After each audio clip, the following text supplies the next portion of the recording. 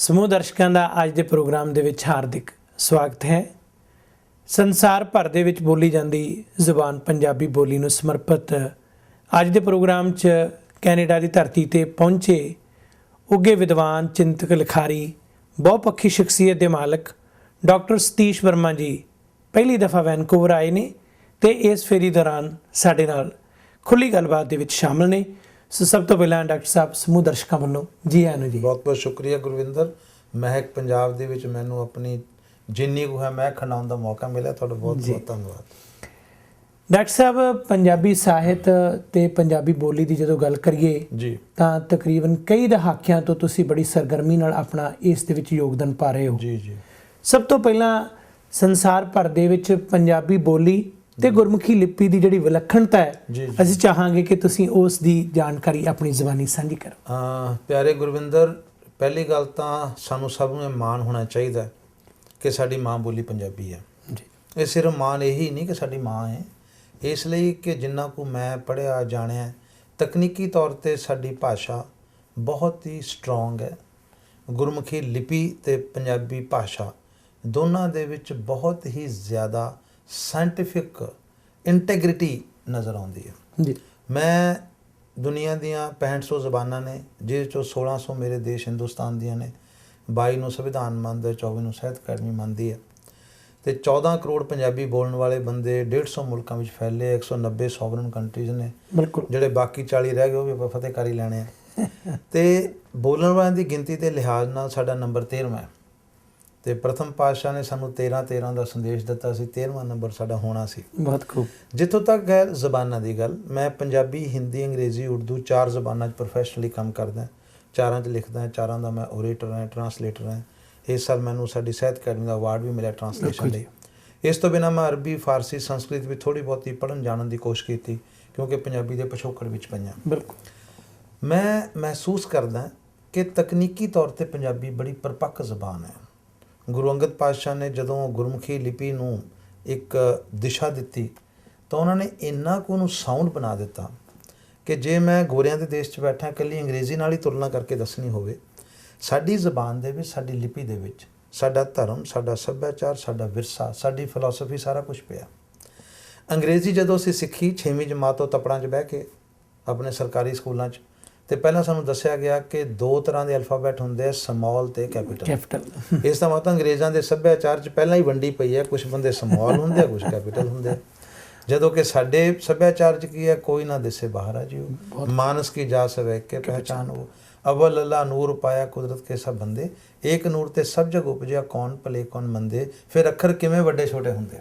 ਬਹੁਤ ਅੱਛਾ ਜੀ। ਹੁਣ ਉੱਥੇ ਸਮੌਲ ਕੈਪੀਟਲ, ਉਸ ਤੋਂ ਬਾਅਦ ਫਿਰ ਇਹ 2 ਲਾਈਨਾਂ ਵਾਲਾ, 3 ਵਾਲਾ ਅਤੇ 4 ਵਾਲਾ। ਇਸ ਦੇ ਉਲਟ ਸਾਡੀ ਗੁਰਮੁਖੀ ਸਾਨੂੰ ਜਦੋਂ ਸਿਖਾਈ ਗਈ, 2 ਲਾਈਨਾਂ, ਉਹਨੂੰ 2 ਲਾਈਨੀ ਕਾਪੀ ਕਹਿੰਦੇ ਆ। ਅੰਗਰੇਜ਼ੀ 4 ਲਾਈਨੀ ਕਾਪੀ, ਗੁਰਮੁਖੀ 2 ਲਾਈਨੀ ਕਾਪੀ। 2 ਲਾਈਨਾਂ 'ਚ ਹਰ ਅੱਖਰ ਬਰਾਬਰ, ਨਾ ਕੋਈ ਵੱਡਾ ਨਾ ਕੋਈ ਛੋਟਾ। ਫਿਰ ਦੂਜੀ ਗੱਲ ਦੇਖੋ ਕਿ ਅੱਖਰਾਂ ਨੂੰ ਜੋੜਨ ਲਈ ਡੰਡੀ ਨਹੀਂ ਲਾਣੀ ਪੈਂਦੀ, ਸਾਨੂੰ ਜ਼ਬਰਦਸਤੀ ਨਹੀਂ ਜੋੜਨਾ ਪੈਂਦਾ, ਅਸੀਂ ਤਾਂ ਆਪੇ ਹੀ ਜੁੜਦੇ ਹਾਂ। ਸੁਭਾਵਿਕ ਹੀ। ਪੰਜਾਬੀ ਬੰਦੇ ਸੰਗਲੀ ਨਾਲ ਜੁੜਦੇ ਆ। ਕਹਿੰਦੇ 2 ਅੰਗਰੇਜ਼ ਸਮੁੰਦਰੀ ਜਹਾਜ਼ 'ਚ ਬੈਠੇ ਸੀ, ਤੂਫਾਨ ਆ ਗਿਆ, ਜਹਾਜ਼ ਡੁੱਬਣ ਲੱਗਿਆ, ਜਹਾਜ਼ ਡੁੱਬ ਗਿਆ, ਦੋਨੋਂ ਹੀ ਮਰ ਗਏ, ਇੱਕ ਦੂਜੇ ਦੀ ਮਦਦ ਨਹੀਂ ਕਰ ਸਕੇ। ਕਿਉਂ ਨਹੀਂ ਕਰ ਸਕੇ? ਇੰਟਰੋਡਿਊਸ ਕਰਾਉਣ ਵਾਲਾ ਤੀਜਾ ਬੰਦਾ ਹੈ ਨਹੀਂ ਸੀ। ਅਤੇ ਸਾਡੇ ਪੰਜਾਬੀ 'ਚ ਹਾਂਜੀ ਬਾਈ ਜੀ ਕਿਹੜੇ ਪਿੰਡੋਂ, ਕਿੱਥੋਂ, 5 ਮਿੰਟ ਬਾਅਦ ਰਿਸ਼ਤੇਦਾਰੀ ਨਿਕਲ ਆਉਂਦੀ ਹੈ। ਸੋ ਸਾਡੇ ਅੱਖਰ ਵੀ ਨਾਲ ਜੁੜਦੇ ਨੇ। ਦੂਜੀ ਗੱਲ, ਮੈਂ ਆਪਣੀ ਗੁਰਮੁਖੀ ਲਿਪੀ ਬਾਰੇ ਇੱਕ ਨਜ਼ਮ ਲਿਖੀ, ਮੇਰੀ ਮਾਂ ਬੋਲੀ ਦੇ ਅੱਖਰ। ਨਜ਼ਮ ਲੰਬੀ ਹੈ, ਮੈਂ ਸੰਖੇਪ ਕਰਕੇ ਸਮਝਾਉਣਾ। ਮੈਨੂੰ ਲੱਗਿਆ ਵੀ ਜਦੋਂ 35 ਅੱਖਰ ਲਿਖੇ ਗਏ ਤਾਂ ਅਚਾਨਕ ਧਿਆਨ ਗਿਆ ਹੋਣਾ ਕਿ ਊੜਾ ਬਾਹਰ ਨਿਕਲਿਆ ਹੋਇਆ। ਅਤੇ ਊੜੇ ਨੂੰ ਪੁੱਛਿਆ ਗਿਆ ਕਿ ਭਾਈ ਜੇ ਸਾਰੇ ਬਰਾਬਰ ਨੇ, ਤੂੰ ਬਾਹਰ ਨਿਕਲਿਆ? ਉਹ ਕਹਿੰਦਾ ਜੀ ਮੈਥੋਂ ਤਾਂ ਓਂਕਾਰ ਬਣਨਾ, ਅਤੇ ਓਂਕਾਰ ਉੱਪਰ, ਮੈਂ ਤਾਂ ਉੱਪਰ ਨੂੰ ਜਾ ਰਿਹਾ, ਇਸ ਕਰਕੇ ਮੇਰਾ ਬਾਹਰ ਆਉਣਾ ਜ਼ਰੂਰੀ ਹੈ। ਫਿਰ ਧਿਆਨ ਗਿਆ ਵੀ ੜਾੜਾ ਵੀ ਬਾਹਰ ਨੂੰ ਨਿਕਲਿਆ। ਉਹਨੂੰ ਕਹਿੰਦੇ ਤੂੰ ਬਾਹਰ ਨਿਕਲ ਗਿਆ? ਕਹਿੰਦਾ ਜੀ ਜੇ ਊੜਾ ਅਰਸ਼ਾਂ ਵੱਲ ਤਾਂ ਹੀ ਜਾਏਗਾ ਜੇ ਮੈਂ ਫਰਸ਼ਾਂ ਵੱਲ ਜਾਊਂਗਾ। ਮੈਂ ਤਾਂ ਪੈਰ ਨੀਚੇ ਟਕਾਏ ਆ ਰੱਸਾ ਕਸ਼ੀ ਵਾਂਗੂ। ਇਸ ਕਰਕੇ ਮੈਂ ਅਰਸ਼ ਨੂੰ ਤੇ ਜਾਣ ਵਾਸਤੇ ਊੜੇ ਨੂੰ ਫਰਸ਼ ਨੂੰ ਪਕੜਿਆ ਹੈ। ਤੁਸੀਂ ਦੇਖੋ ਊੜੇ ਤੋਂ ਲੈ ਕੇ ੜਾੜੇ ਤੱਕ ਸਾਡੀ ਕਿਸ ਕਿਸਮ ਦੀ ਲਿਪੀ ਬਣ ਰਹੀ ਹੈ, ਅਰਸ਼ ਤੋਂ ਫਰਸ਼ ਤੱਕ। ਔਰ ਊੜਾ ਅੜਾੜਾ ਕਹਿੰਦਾ ਕਿ ਮੈਂ ਧਰਤੀ ਪਕੜ ਬਣਨਾ। ਉਹ ਪਰ ਕਹਿੰਦੇ ਵੀ ਦੇਖ ਤੂੰ ਬਾਹਰ ਨਿਕਲਿਆ, ਥੋੜ੍ਹੀ ਤਾਂ ਗਲਤੀ ਤੂੰ ਕੀਤੀ ਹੈ ਨਾ ਬਾਹਰਾਂ ਨੂੰ। ਉਹਨੂੰ ਫਿਰ ਵਰ ਵੀ ਮਿਲਿਆ ਅਤੇ ਸ਼ਰਾਬ ਵੀ ਮਿਲਿਆ ਰਾੜੇ ਨੂੰ। ਜੋ ਮੈਂ ਰਾੜੇ ਦੀ ਸਥਿਤੀ ਸਮਝੀ, ਰੱਬ ਨੇ ਸਾਨੂੰ ਰਾੜਾ ਬਣਾਇਆ, ਅਸੀਂ ਸਧਾਰਨ ਜਿਹੇ ਬੰਦੇ ਹਾਂ, ਕਿ ਭਾਈ ਤੇਰਾ ਸ਼ਰਾਬ ਇਹ ਹੈ ਕਿ ਤੇਰੇ ਨਾਂ ਤੋਂ ਕੋਈ ਅੱਖਰ ਸ਼ੁਰੂ ਨਹੀਂ ਹੋਣਾ। ਜੇ ਰਾੜਾ ਲਿਖਣਾ ਤਾਂ ਹੀ 2 ਵਾਰ ਰਾੜਾ ਪਊਗਾ, ਵਰਨਾ ਨਹੀਂ। ਉਹ ਦੇਖਿਆ ਜਾਏ ਤਾਂ ਫਿਰ ਰਾੜਾ ਡਬਲ ਹੋ ਗਿਆ ਨਾ, ਕਿ ਰਾੜਾ ਪਾਉਣ ਲਈ 2 ਰਾੜੇ ਆ ਜਾਂਦੇ ਆ।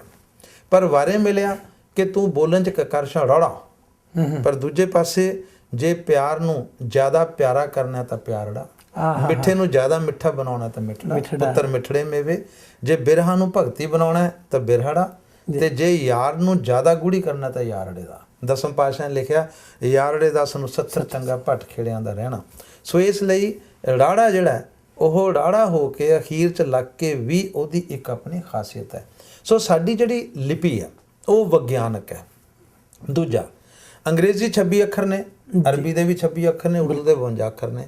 26 ਅੱਖਰ ਜਿਵੇਂ ਤੁਹਾਡੇ ਕੋਲ 1 ਤੋਲਾ ਸੋਨਾ ਹੋਵੇ, ਸੰਜੀਵ ਬੀਬੀ ਸਾਡੇ ਕੋਲ ਬੈਠੀ ਹੈ, ਉਹਦਾ ਜਿਹੜਾ ਮਰਜ਼ੀ ਗਹਿਣਾ ਬਣਾ ਲਓ, ਉਹਨੂੰ ਤੋੜ ਕੇ ਨੱਤੀਆਂ ਬਣਾ ਲਓ, ਉਹਨੂੰ ਚੇਨ ਬਣਾ ਲਓ।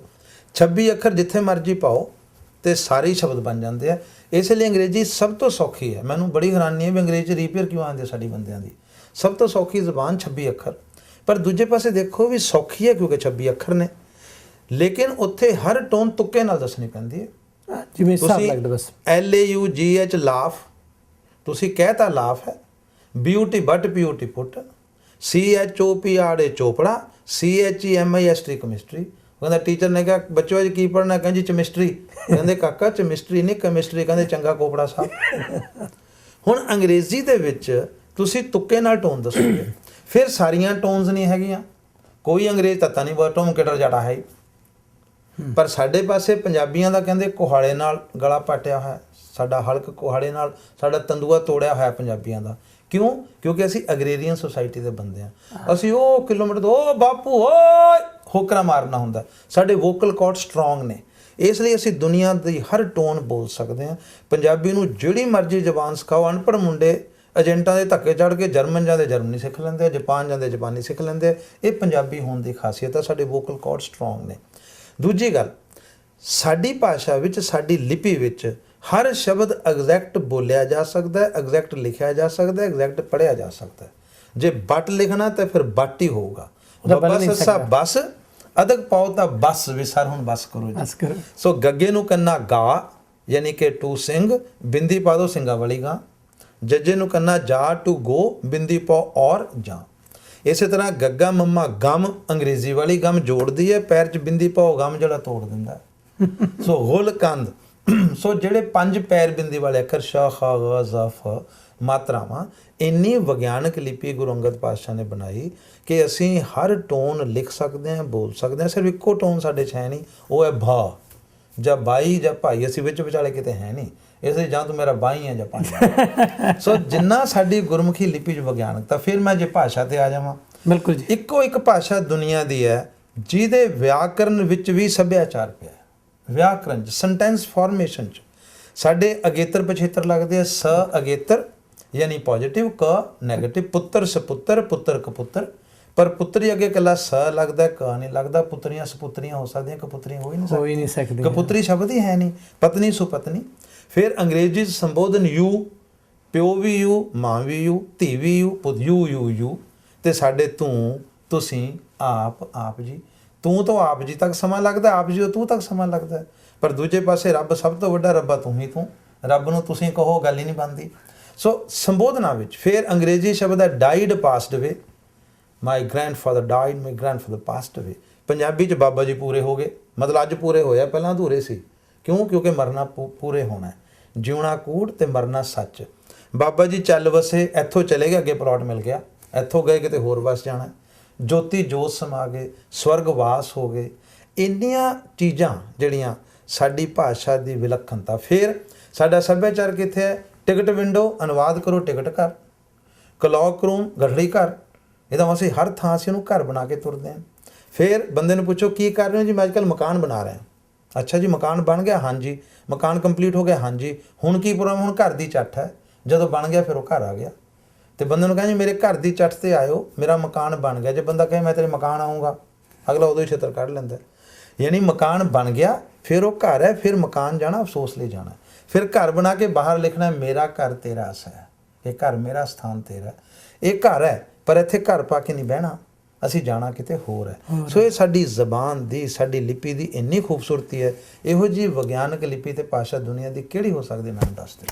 ਵਾਹ ਜੀ ਪ੍ਰੋਫੈਸਰ ਸਾਹਿਬ, ਮੈਨੂੰ ਲੱਗਦਾ ਕਿ ਪਹਿਲੇ ਸਵਾਲ ਦੇ ਵਿੱਚ ਹੀ ਤੁਸੀਂ ਇੰਨਾ ਕੁਝ ਸਮੇਟਤਾ ਕਿ ਕੋਈ ਕਸਰ ਬਾਕੀ ਨਹੀਂ ਰਹਿੰਦੀ। ਜੀ ਜੀ ਸੱਭਿਆਚਾਰ, ਭਾਸ਼ਾ ਤੇ ਲਿਪੀ ਜੀ ਸਾਰਿਆਂ ਦੇ ਸੁਮੇਲ ਦੇ ਵਿੱਚੋਂ ਗੱਲ ਕਰਦੇ ਹਾਂ। ਤੁਸੀਂ ਇਹ ਗੱਲ ਕਹੀਏ ਕਿ 5 ਜਿਹੜੀਆਂ ਬਿੰਦੀਆਂ ਵਾਲੇ ਅੱਖਰ ਜਿਹੜੇ ਪੰਜਾਬੀ ਦੇ ਵਿੱਚ ਆਏ ਨੇ, ਜੀ ਜੀ ਕਿਉਂਕਿ ਲੰਮਾ ਸਮਾਂ ਤੁਸੀਂ ਯੂਨੀਵਰਸਿਟੀ ਦੇ ਅਧਿਆਪਨ 'ਚ ਰਹੇ ਹੋ, ਵਿਭਾਗਾਂ ਦੇ ਮੁਖੀ ਹੋ। ਪ੍ਰੋਫੈਸਰ ਸਾਹਿਬ, ਜਿਹੜਾ ਲਫ਼ਜ਼ ਲੱਲਾ, ਲੱਲੇ ਦੇ ਪੈਰ 'ਚ ਬਿੰਦੀ ਦਾ ਜਿਹੜਾ ਸੰਕਲਪ ਹੈ, ਉਸ ਤੇ ਰੋਸ਼ਨੀ ਪਾਓ। ਗੁਰਵਿੰਦਰ ਜੀ, ਗੱਲ ਬੜੀ ਸਿੰਪਲ ਹੈ ਕਿ ਅਸੀਂ 35 ਅੱਖਰੀ ਆ ਸਾਡੀ, 5 ਬਿੰਦੀਆਂ ਵਾਲੇ ਅੱਖਰ ਬਣਾਏ, ਉਦੋਂ ਹੀ ਲੱਲੇ ਪੈਰ ਬਿੰਦੀ ਬਣ ਜਾਂਦੀ, ਉਦੋਂ ਹੀ ਕੱਕੇ ਪੈਰ ਬਿੰਦੀ ਪੈ ਜਾਂਦੀ। ਕਿਉਂਕਿ ਤੁਸੀਂ ਜੇ ਅਰਬੀ, ਫਾਰਸੀ, ਉਰਦੂ ਥੋੜ੍ਹੇ ਬਹੁਤੇ ਜਾਣਦੇ ਹੋ ਤਾਂ ਕੱਕੇ ਵੀ 2 ਨੇ, ਠੀਕ ਹੈ ਜੀ। ਹਿੰਦੀ 'ਚ ਸੱਸੇ ਵੀ 3 ਨੇ, ਸਾ, ਸ਼, ਛਟਕਾਉਣ ਵਾਲਾ। ਹੁਣ ਅਸੀਂ ਇੱਕ ਬਿੰਦੀ ਪਾ ਲਈ, ਕਿਸੇ ਬੁੜੀ ਨੇ ਆਪਣੇ ਪੁੱਤ ਦਾ ਨਾਂ ਸਤੀਸ਼ ਰੱਖਣਾ ਸੀ ਤਾਂ ਸਤੀਸ਼ ਬਣ ਗਿਆ, ਵਰਨਾ ਸਤੀਸ਼ ਰਹਿ ਜਾਣਾ ਸੀ। ਹੁਣ ਹੋਇਆ ਕੀ ਹੈ ਕਿ ਲੱਲੇ ਪਰ ਬਿੰਦੀ ਦੀ ਲੋੜ ਹੈ। ਲਾਲੀ, ਲਾਲੀ, ਬੋਲੀ, ਬੋਲੀ। ਪਿੱਛੇ ਜੇ ਸਕੂਲ ਬੋਰਡ ਨੇ ਕੋਸ਼ਿਸ਼ ਕੀਤੀ ਪਰ ਉਹ ਚੱਲੀ ਨਹੀਂ। ਪਰ ਜੇ ਲੱਲੇ ਪਰ ਬਿੰਦੀ ਚਲਾ ਵੀ ਲਈ, ਫਿਰ ਕੱਕੇ ਪਰ ਬਿੰਦੀ ਸਾਡੇ ਕੋਲ ਹੈ ਹੀ ਨਹੀਂ, ਜਦੋਂ ਕਿ ਕੱਕੇ ਦੇ ਪੈਰ ਬਿੰਦੀ ਚਾਹੀਦੀ ਹੈ। ਕਲਮ ਵਾਲਾ ਕੱਕਾ ਹੋਰ ਹੈ, ਕੁੱਤੇ ਵਾਲਾ ਕੱਕਾ ਹੋਰ ਹੈ। ਸੋ ਕਿਉਂਕਿ ਇਹ ਪ੍ਰਚਲਿਤ ਨਹੀਂ ਹੋਈ, ਹੁਣ ਪ੍ਰਚਲਿਤ ਹੋ ਨਹੀਂ ਸਕਦੀ, ਇਸ ਲਈ ਲੱਲੇ ਦੇ ਵਿੱਚ ਭੁਲੇਖਾ ਸਾਨੂੰ ਹੈ। ਦੂਸਰੀ ਗੱਲ ਹੋਰ ਹੈ ਕਿ ਕੁਝ ਸ਼ਬਦ ਨੇ ਸਾਨੂੰ ਪਤਾ ਲੱਗਦਾ, ਜੇ ਅੰਗਰੇਜ਼ੀ ਦੇ ਐਨੇ ਸ਼ਬਦ ਤੁੱਕੇ ਨਾਲ ਪਤਾ ਲੱਗਦੇ ਨੇ। ਸਾਡਾ ਤਾਂ ਬੋਲੀ, ਪੰਜਾਬੀ ਸਾਡੀ ਬੋਲੀ ਹੈ, ਠੀਕ ਹੈ। ਬੋਲੀ, ਕੁੜੀ ਬੋਲੀ ਹੈ। ਲਾਲੀ, ਚਿਹਰੇ ਤੇ ਲਾਲੀ ਹੈ। ਲਾਲੀ, ਲਾਲੀ ਤੁਰੀ ਜਾਂਦੀ ਹੈ। ਸੋ ਉਹ ਪ੍ਰਚਲਿਤ ਨਹੀਂ ਹੋ ਸਕੀ। ਲੇਕਿਨ ਮੇਰੀ ਜਾਚੇ ਜੇ ਪ੍ਰਚਲਿਤ ਹੋ ਸਕੇ ਤਾਂ ਲੱਲੇ ਪੈਰ ਬਿੰਦੀ ਵੀ, ਕੱਕੇ ਪੈਰ ਬਿੰਦੀ ਦੋਨਾਂ ਦੀ ਲੋੜ ਹੈਗੀ ਹੈ। ਪਰ ਹੁਣ ਅਸੀਂ 35 ਅੱਖਰ ਤੇ 5 ਪੈਰ ਬਿੰਦੀ ਵਾਲੇ 40 ਨਾਲ ਠੀਕ ਠਾਕ ਕੰਮ ਚਲਾ ਰਹੇ ਹਾਂ। ਤੁਹਾਨੂੰ ਲੱਗਦਾ ਸਾਨੂੰ ਚਲਾਉਣਾ ਚਾਹੀਦਾ।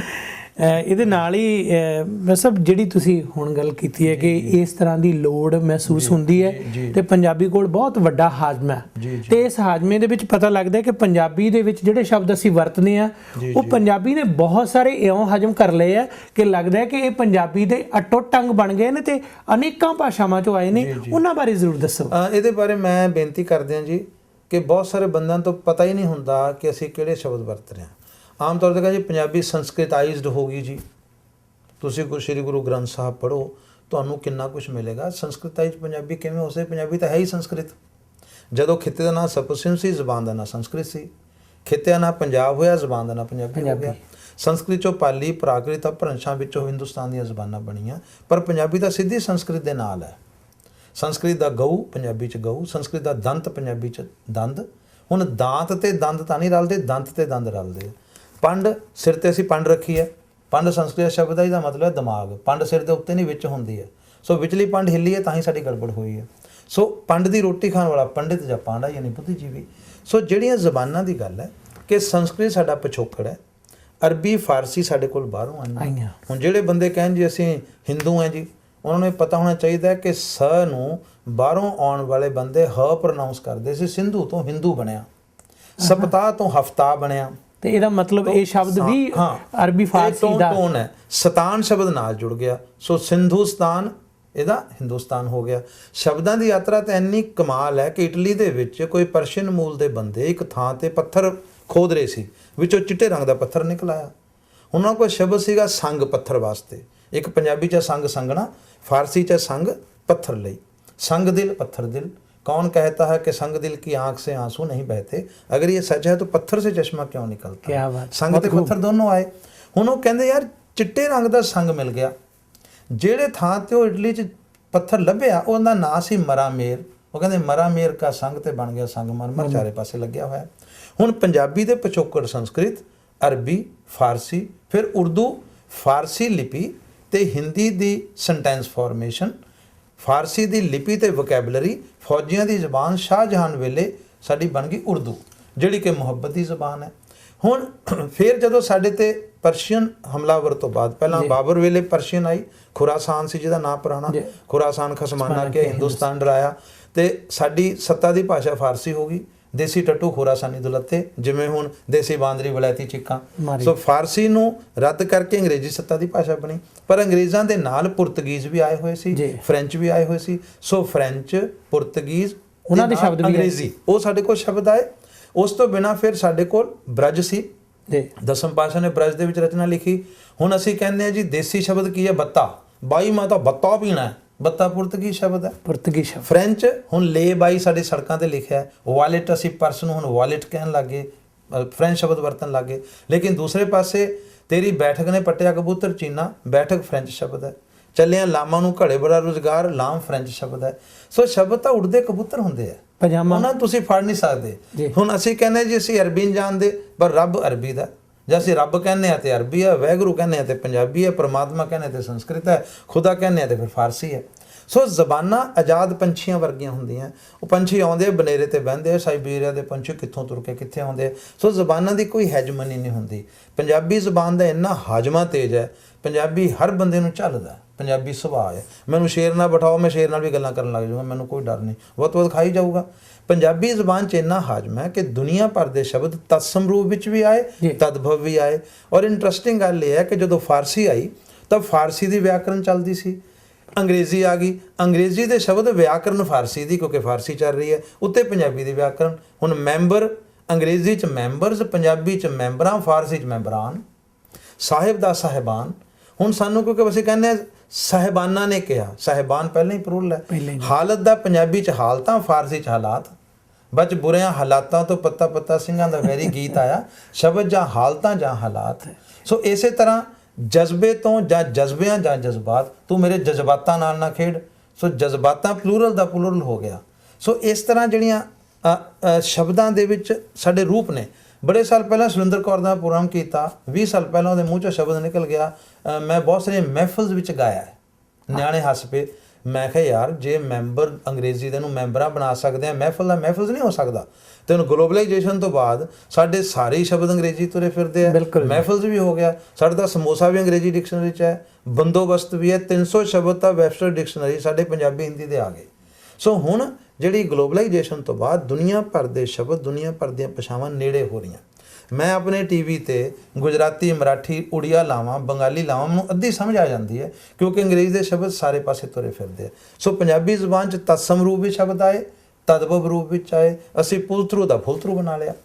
ਸੋ ਇੰਨਾ ਸਾਡਾ ਹਾਜ਼ਮਾ ਤੇਜ਼ ਹੈ, ਸਾਡੇ ਕੋਲ ਕੋਈ ਬੰਦਾ ਆਵੇ ਅਸੀਂ ਐਡਜਸਟ ਕਰਦੇ ਹਾਂ। ਸੋ ਸ਼ਬਦਾਂ ਨੂੰ, ਭਾਸ਼ਾਵਾਂ ਨੂੰ ਤਾਂ ਐਡਜਸਟ ਕਰਨਾ ਹੀ ਕਰਨਾ। ਹਾਜ਼ਮਾ ਮੈਨੂੰ ਲੱਗਦਾ ਇੰਨਾ ਜ਼ਿਆਦਾ ਮਹਾਨ ਹੈ ਕਿ ਜਿਹੜੀਆਂ ਗੱਲਾਂ, ਜਿਹੜੇ ਵਿਚਾਰ ਜਾਂ ਜਿਹੜੇ ਖਿਆਲ ਵਿਸ਼ਵ ਪੱਧਰੀ ਕਿਤੇ ਵੀ ਕੋਈ ਅਸਰ ਕਰਦੇ ਨੇ, ਪੰਜਾਬੀ ਉਹਨਾਂ ਨੂੰ ਆਪਣੇ ਅੰਦਰ ਸਮੋ ਲੈਂਦਾ। ਤੇ ਹੁਣ ਖਿਆਲਾਂ ਤੇ ਸੱਭਿਆਚਾਰ ਦੇ ਮੇਲ ਦੇ ਵਿੱਚੋਂ ਭਾਸ਼ਾ ਦੀ ਗੱਲ ਚੱਲੀ ਹੈ। ਤੁਹਾਡੀਆਂ ਗੱਲਾਂ ਦੇ ਵਿੱਚੋਂ ਹੀ ਕਈ ਸਵਾਲ ਪੈਦਾ ਹੋ ਰਹੇ ਨੇ। ਪ੍ਰੋਫੈਸਰ ਸਾਹਿਬ, ਕਿੰਨਾ ਚਿਰ ਹੋ ਗਿਆ ਸਾਨੂੰ, ਅਸੀਂ ਇੱਕ ਸ਼ਬਦ ਵਰਤਦੇ ਹਾਂ ਗੋਰਾ ਜਾਂ ਗੋਰੀ, ਤੇ ਅਸੀਂ ਜਦੋਂ ਵੀ ਗੱਲ ਕਰਦੇ ਹਾਂ ਭਾਰਤ ਦੀ ਰਾਜ ਸੱਤਾ ਦੇ ਸਮੇਂ ਤੋਂ ਲੈ ਕੇ ਗੋਰਿਆਂ ਦੇ ਵੱਖ-ਵੱਖ ਹਮਲਿਆਂ ਦੇ ਬਾਰੇ ਬੋਲੀਆਂ ਬਣ ਗਈਆਂ, ਲੋਕ ਧਾਰਾ ਦਾ ਹਿੱਸਾ ਬਣ ਗਿਆ। ਪਰ ਜਿਹੜੀ ਗੋਰੀ ਸੀ, ਗੋਰੀ ਦੀ ਤੁਲਨਾ ਜਦੋਂ ਕਰਨੀ ਹੈ, ਜੇ ਕਿਸੇ ਆਮ ਸਧਾਰਨ ਕਿਸਾਨ ਨੇ ਵੀ ਕਰਨੀ ਆ ਤਾਂ ਮੰਗ ਇਹੀ ਕਰਨੀ ਆ ਵੀ ਮੇਰੀ ਘਰ ਵਾਲੀ ਗੋਰੀ ਹੋਵੇ, ਗੋਰੀ ਵਰਗੀ ਹੋਵੇ, ਤੇ ਉਹ ਆਪਣੀਆਂ ਬੋਲੀਆਂ ਦੇ ਵਿੱਚ ਵੀ ਗੋਰੀ ਨੂੰ ਸਲਾਉਂਦੇ ਆ। ਹੁਣ ਇੱਕ ਪਾਸੇ ਤਾਂ ਗੋਰੇ ਨੂੰ ਅੰਗਰੇਜ਼ਾਂ ਵਾਲੀ ਗੋਰੀ ਨਹੀਂ, ਮੈਂ ਦੱਸਦਾ ਕੀ ਹੈ। ਇਸ ਤਰ੍ਹਾਂ ਕਿ ਗੋਰਾ ਰੰਗ ਟਿੱਬਿਆਂ ਦਾ ਰੇਤਾ, ਵਾਹ ਹੀ ਉੱਡ ਜੂਗਾ। ਠੀਕ ਹੈ।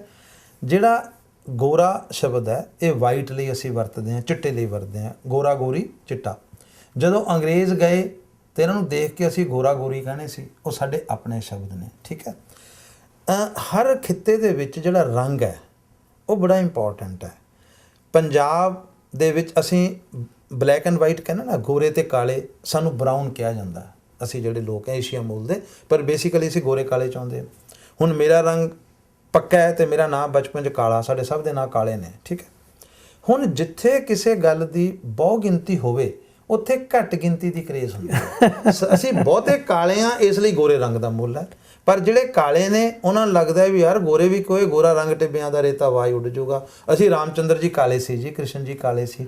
ਸਰਦੂਲ ਸਿਕੰਦਰ ਮੇਰਾ ਦੋਸਤ ਆ, ਉਹ ਕਹਿੰਦਾ ਸਾਡੇ, ਕਹਿੰਦਾ ਜੇ ਕਿਤੇ ਨਾ ਮਤਲਬ ਕਾਲੇ ਮੂੰਹ ਤੇ ਕੋਈ ਚਿੱਟਾ ਦਾਗ ਹੋਵੇ ਕਹਿਣਗੇ ਸਾਲੇ ਦੇ ਫਲਵੈਰੀ ਹੋਈ ਹੈ। ਦੂਜੇ ਪਾਸੇ ਗੋਰੇ ਤੇ ਚਿੱਟਾ ਹੋਵੇ ਕਹਿੰਦੇ ਤਿਲ ਕਿੱਡਾ ਸੋਹਣਾ ਲੱਗਦਾ। ਜਾਂ ਫਿਰ ਉਹ ਕਹਿੰਦੇ ਕਿ ਜਿਹੜਾ ਕਾਲਾ ਰੰਗ ਉਹ ਤੋੜਾਂ ਦੇ ਹਿਸਾਬ ਨਾਲ ਮਿਲਦਾ, ਗੋਰਾ ਰੰਗ ਜਿਹੜੀ ਚਿੱਟੀ ਕਲੀ ਹੁੰਦੀ ਹੈ ਉਹ ਕੁਆਂਟਲਾਂ ਦੇ ਹਿਸਾਬ ਨਾਲ ਮਿਲਦੀ ਹੈ। ਸੋ ਕਿਉਂਕਿ ਕਾਲਾ ਰੰਗ ਜ਼ਿਆਦਾ ਹੈ ਇਸ ਲਈ ਗੋਰੀ ਦੀ ਮੰਗ ਹੈ ਕਿ ਵਹੁਟੀ ਗੋਰੀ ਹੋਣੀ ਚਾਹੀਦੀ ਹੈ। ਜਿਵੇਂ ਗੋਰਿਆਂ ਦੇ ਵਿੱਚ ਕਾਲਿਆਂ ਦੀ ਮੰਗ ਹੈ, ਜਿੰਨੇ ਵੱਧ ਕਾਲੇ ਗੋਰੀਆਂ ਉਹਨੂੰ ਵੱਧ, ਸਾਡਾ ਹਿੰਦੁਸਤਾਨ ਨਾਲੋਂ ਵੱਧ ਨੰਬਰ ਅਫਰੀਕਾ ਨਾਲ ਲੱਗ ਜਾਂਦਾ ਕਿਉਂਕਿ ਸਾਡੇ ਤੋਂ ਜ਼ਿਆਦਾ ਕਾਲੇ ਨੇ। ਸੋ ਜਿੱਥੇ ਕਿਸੇ ਚੀਜ਼ ਦੀ ਘਾਟ ਹੁੰਦੀ ਹੈ ਇੱਥੇ ਸਨ ਬਾਥ ਲੈ ਕੇ ਕਾਲੇ ਹੁੰਦੇ ਆ, ਉੱਥੇ ਸੁੱਖ ਨਾਲ 24 ਘੰਟੇ ਸਨਬਾਥ ਹੈ, ਉੱਥੇ ਕਰੀਮਾਂ ਮਲ ਕੇ ਕਾਲੇ ਹੁੰਦੇ ਆ।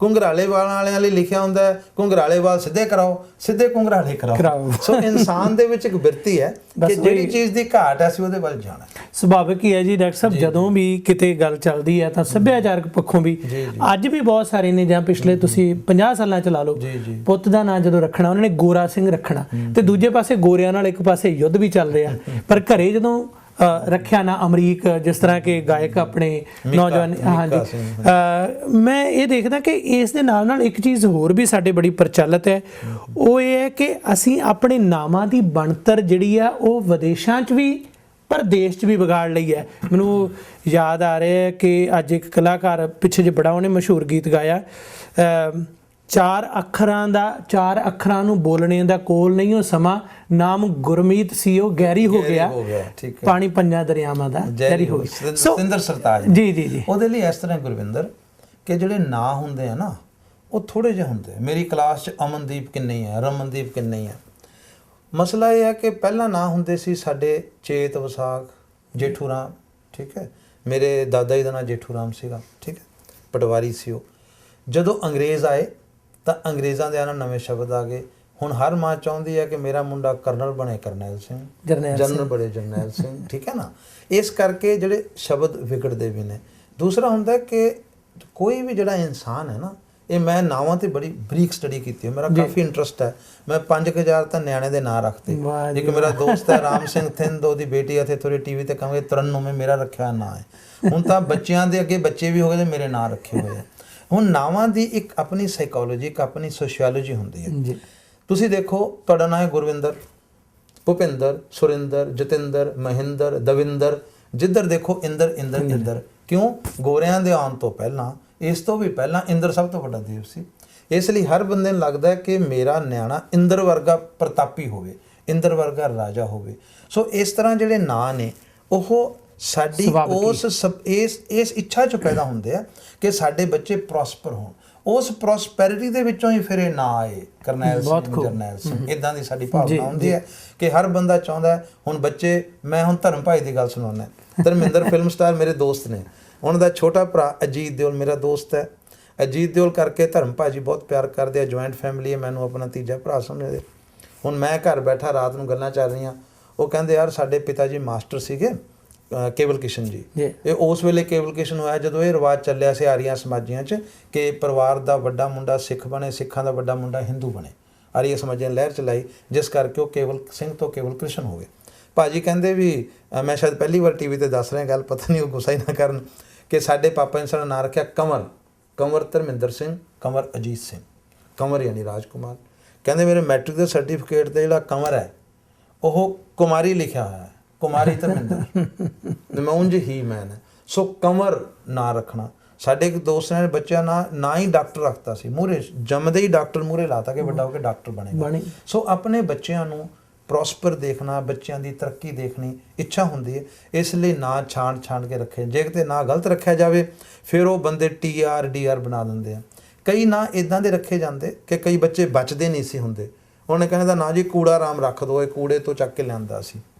ਇੱਦਾਂ ਦੇ ਨਾਂ ਰੱਖ ਦੇਣੇ ਤਾਂ ਕਿ ਉਹਨੂੰ ਨਜ਼ਰ ਫਜ਼ਰ ਨਾ ਲੱਗ ਜਾਏ।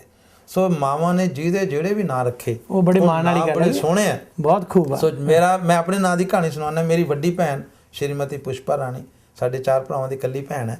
ਮੈਂ ਆਪਣੀ ਭੈਣ ਨੂੰ ਪੁੱਛਿਆ, ਮਾਵਾਂ ਵਰਗੀ ਭੈਣ ਹੈ। ਮਾਂ ਸਾਡੀ ਬਿਮਾਰ ਰਹਿੰਦੀ ਸੀ। ਜਦੋਂ ਮੈਂ ਜੰਮਿਆ ਉਦੋਂ ਮੇਰੀ ਭੈਣ 8ਵੀਂ 'ਚ ਪੜ੍ਹਦੀ ਸੀ, ਛੋਟੇ ਭਰਾ ਵੇਲੇ 10ਵੀਂ 'ਚ ਪੜ੍ਹਦੀ ਸੀ। ਮੈਂ ਕਿਹਾ ਭੈਣ ਜੀ ਮੇਰਾ ਨਾਂ ਕਿਉਂ ਰੱਖਿਆ? ਕਹਿੰਦੇ ਮੈਂ ਕਿਹਾ ਕਿਵੇਂ ਰੱਖਿਆ? ਕਹਿੰਦੇ ਤੇਰਾ ਨਾਂ ਰੱਖਿਆ ਸੀ ਸ਼ਾਂਤੀ ਸਰੂਪ। ਆਪਣੇ ਕਹਿੰਦੇ ਸਨੌਰ ਇੱਕ ਸ਼ਾਂਤੀ ਸਰੂਪ ਜੀ ਸੀ, ਉਹਨਾਂ ਦੀਆਂ 5 ਕੁੜੀਆਂ। ਉਹਨੇ ਉਸ ਜ਼ਮਾਨੇ ਕੁੜੀਆਂ MA ਪੜ੍ਹਾਈਆਂ ਕਿ ਸ਼ਾਂਤੀ ਸਰੂਪ ਵਰਗਾ ਸਿਆਣਾ ਬਣੇ। ਕਹਿੰਦੇ ਮੈਂ ਕਿਹਾ ਨਹੀਂ, ਇਹ ਪੁਰਾਣਾ ਜਿਹਾ ਨਾਂ ਹੈ, ਸਤੀਸ਼ ਕੁਮਾਰ ਰੱਖੋ।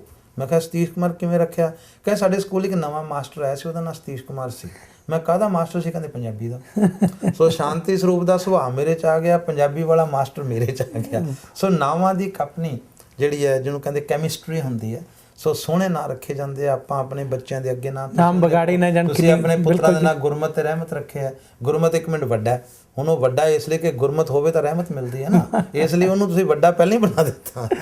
ਪ੍ਰੋਫੈਸਰ ਸਾਹਿਬ ਗੱਲ ਸਹੀ ਹੈ ਕਿ ਨਾਵਾਂ ਦਾ ਜਿਹੜਾ ਸਤਿਕਾਰ ਹੈ ਤੇ ਇੰਨੇ ਚਾਵਾਂ ਦੇ ਨਾਲ ਮਾਪਿਆਂ ਨੇ ਰੱਖਿਆ, ਜੇ ਨਾਂ ਵਿਗਾੜੇ ਜਾਣ। ਮੈਨੂੰ ਯਾਦ ਹੈ ਕਿ ਕਮਲਜੀਤ ਸਿੰਘ ਥਿੰਦ, ਮੈਂ ਜਦੋਂ ਅਸੀਂ DAV ਕਾਲਜ ਜਲੰਧਰ ਪੜ੍ਹਦੇ ਸੀ ਤਾਂ ਉਸ ਵੇਲੇ ਉੱਥੇ 2 ਪ੍ਰੋਫੈਸਰ ਸਨ।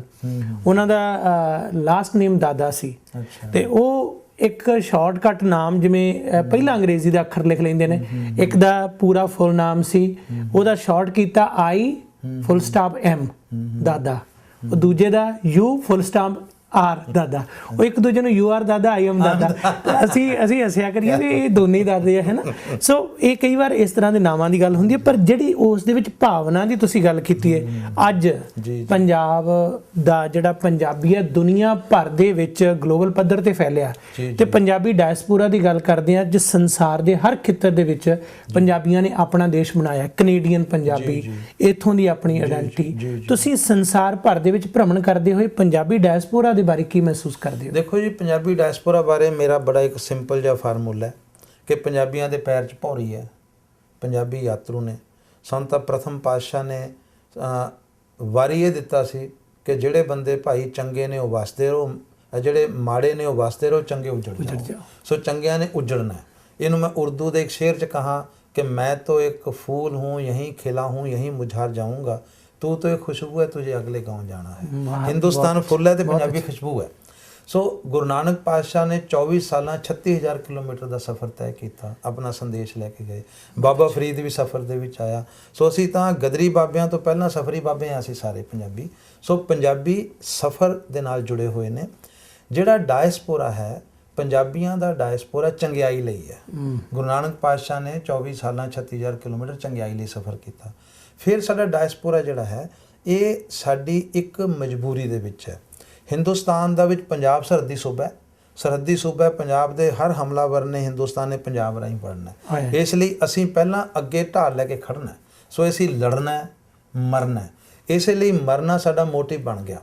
साडे मरना जशन है, हस हस फांसी नूं चढ़ना। साडा तां प्यार करना ही मरना है। प्यार विच मोए बंदियां दे मिठे वचन कविता पूरन सिंह ने कहा कि मर जाना किन्ना सोहना है, मर जानी किन्नी सोहनी है। सो जिहड़े बंदे प्यार नूं ही मरण नाल जोड़दे ने, साडा मोटिव मरना। इसे करके असीं मौत नूं जशन वांगू मनाउने आ। ते गुरु साहब ने इस तो भी अगे काम किया, दुख सुख दोनों सम कर जाना।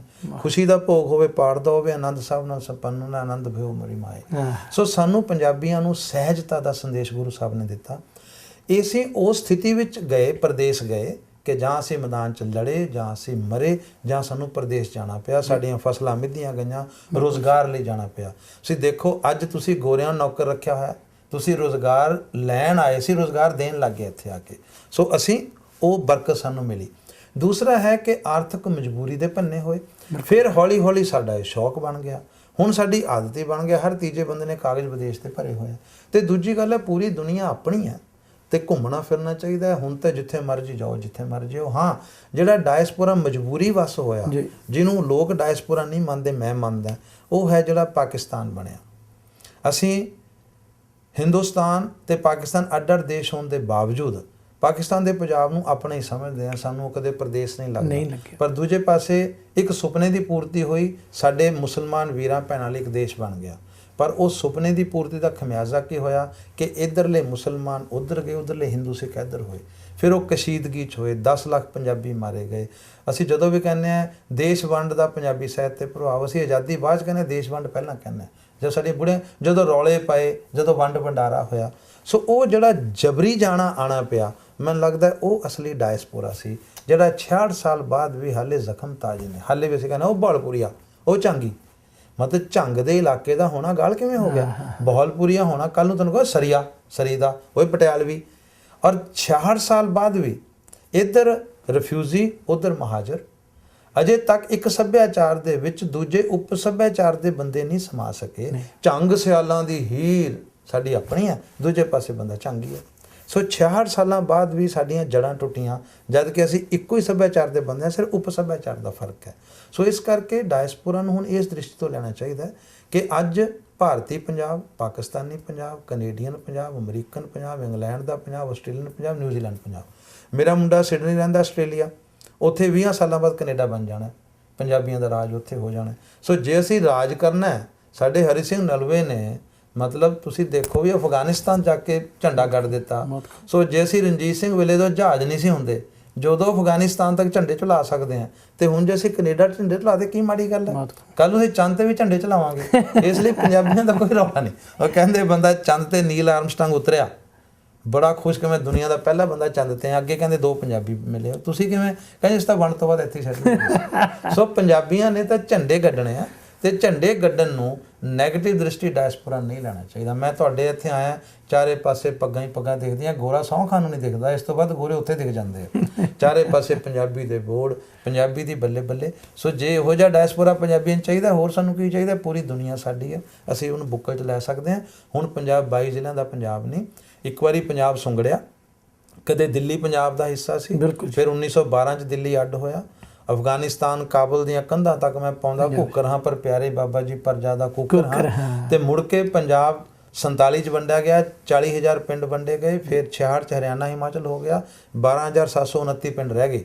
ਪਰ ਦੂਜੇ ਪਾਸੇ ਪੰਜਾਬ ਫੈਲ ਕੇ 7 crore Punjabi Pakistan, Canada, America, Australia, New Zealand, Philippine, Italy, ਕੋਈ ਥਾਂ ਦੱਸੋ। ਅਸੀਂ ਸਾਊਥ ਏਸ਼ੀਅਨ ਫੈਸਟੀਵਲ ਕੀਤਾ, ਸਾਊਥ ਏਸ਼ੀਅਨ ਕਾਨਫਰੰਸ ਕੀਤੀ, ਬਰਮਾ 'ਚ ਪੰਜਾਬੀ ਨੇ ਪਾ। ਤਾਂ ਉਹਨਾਂ ਸਾਰਿਆਂ ਨੂੰ ਬਲਕਿ ਸਾਨੂੰ ਇਕੱਠੇ ਕਰਨਾ ਚਾਹੀਦਾ। ਅਸੀਂ 4 ਅਮੀਰ ਪੰਜਾਬੀਆਂ ਨੂੰ ਛੱਡ ਕੇ ਉਹਨਾਂ ਪੰਜਾਬੀਆਂ ਨੂੰ ਦੇਖ ਲਏ ਜਿੱਥੇ ਸਾਡੇ ਗਰੀਬ ਭੈਣ ਭਰਾ ਬੈਠੇ ਨੇ ਪੰਜਾਬੀ ਨੇ।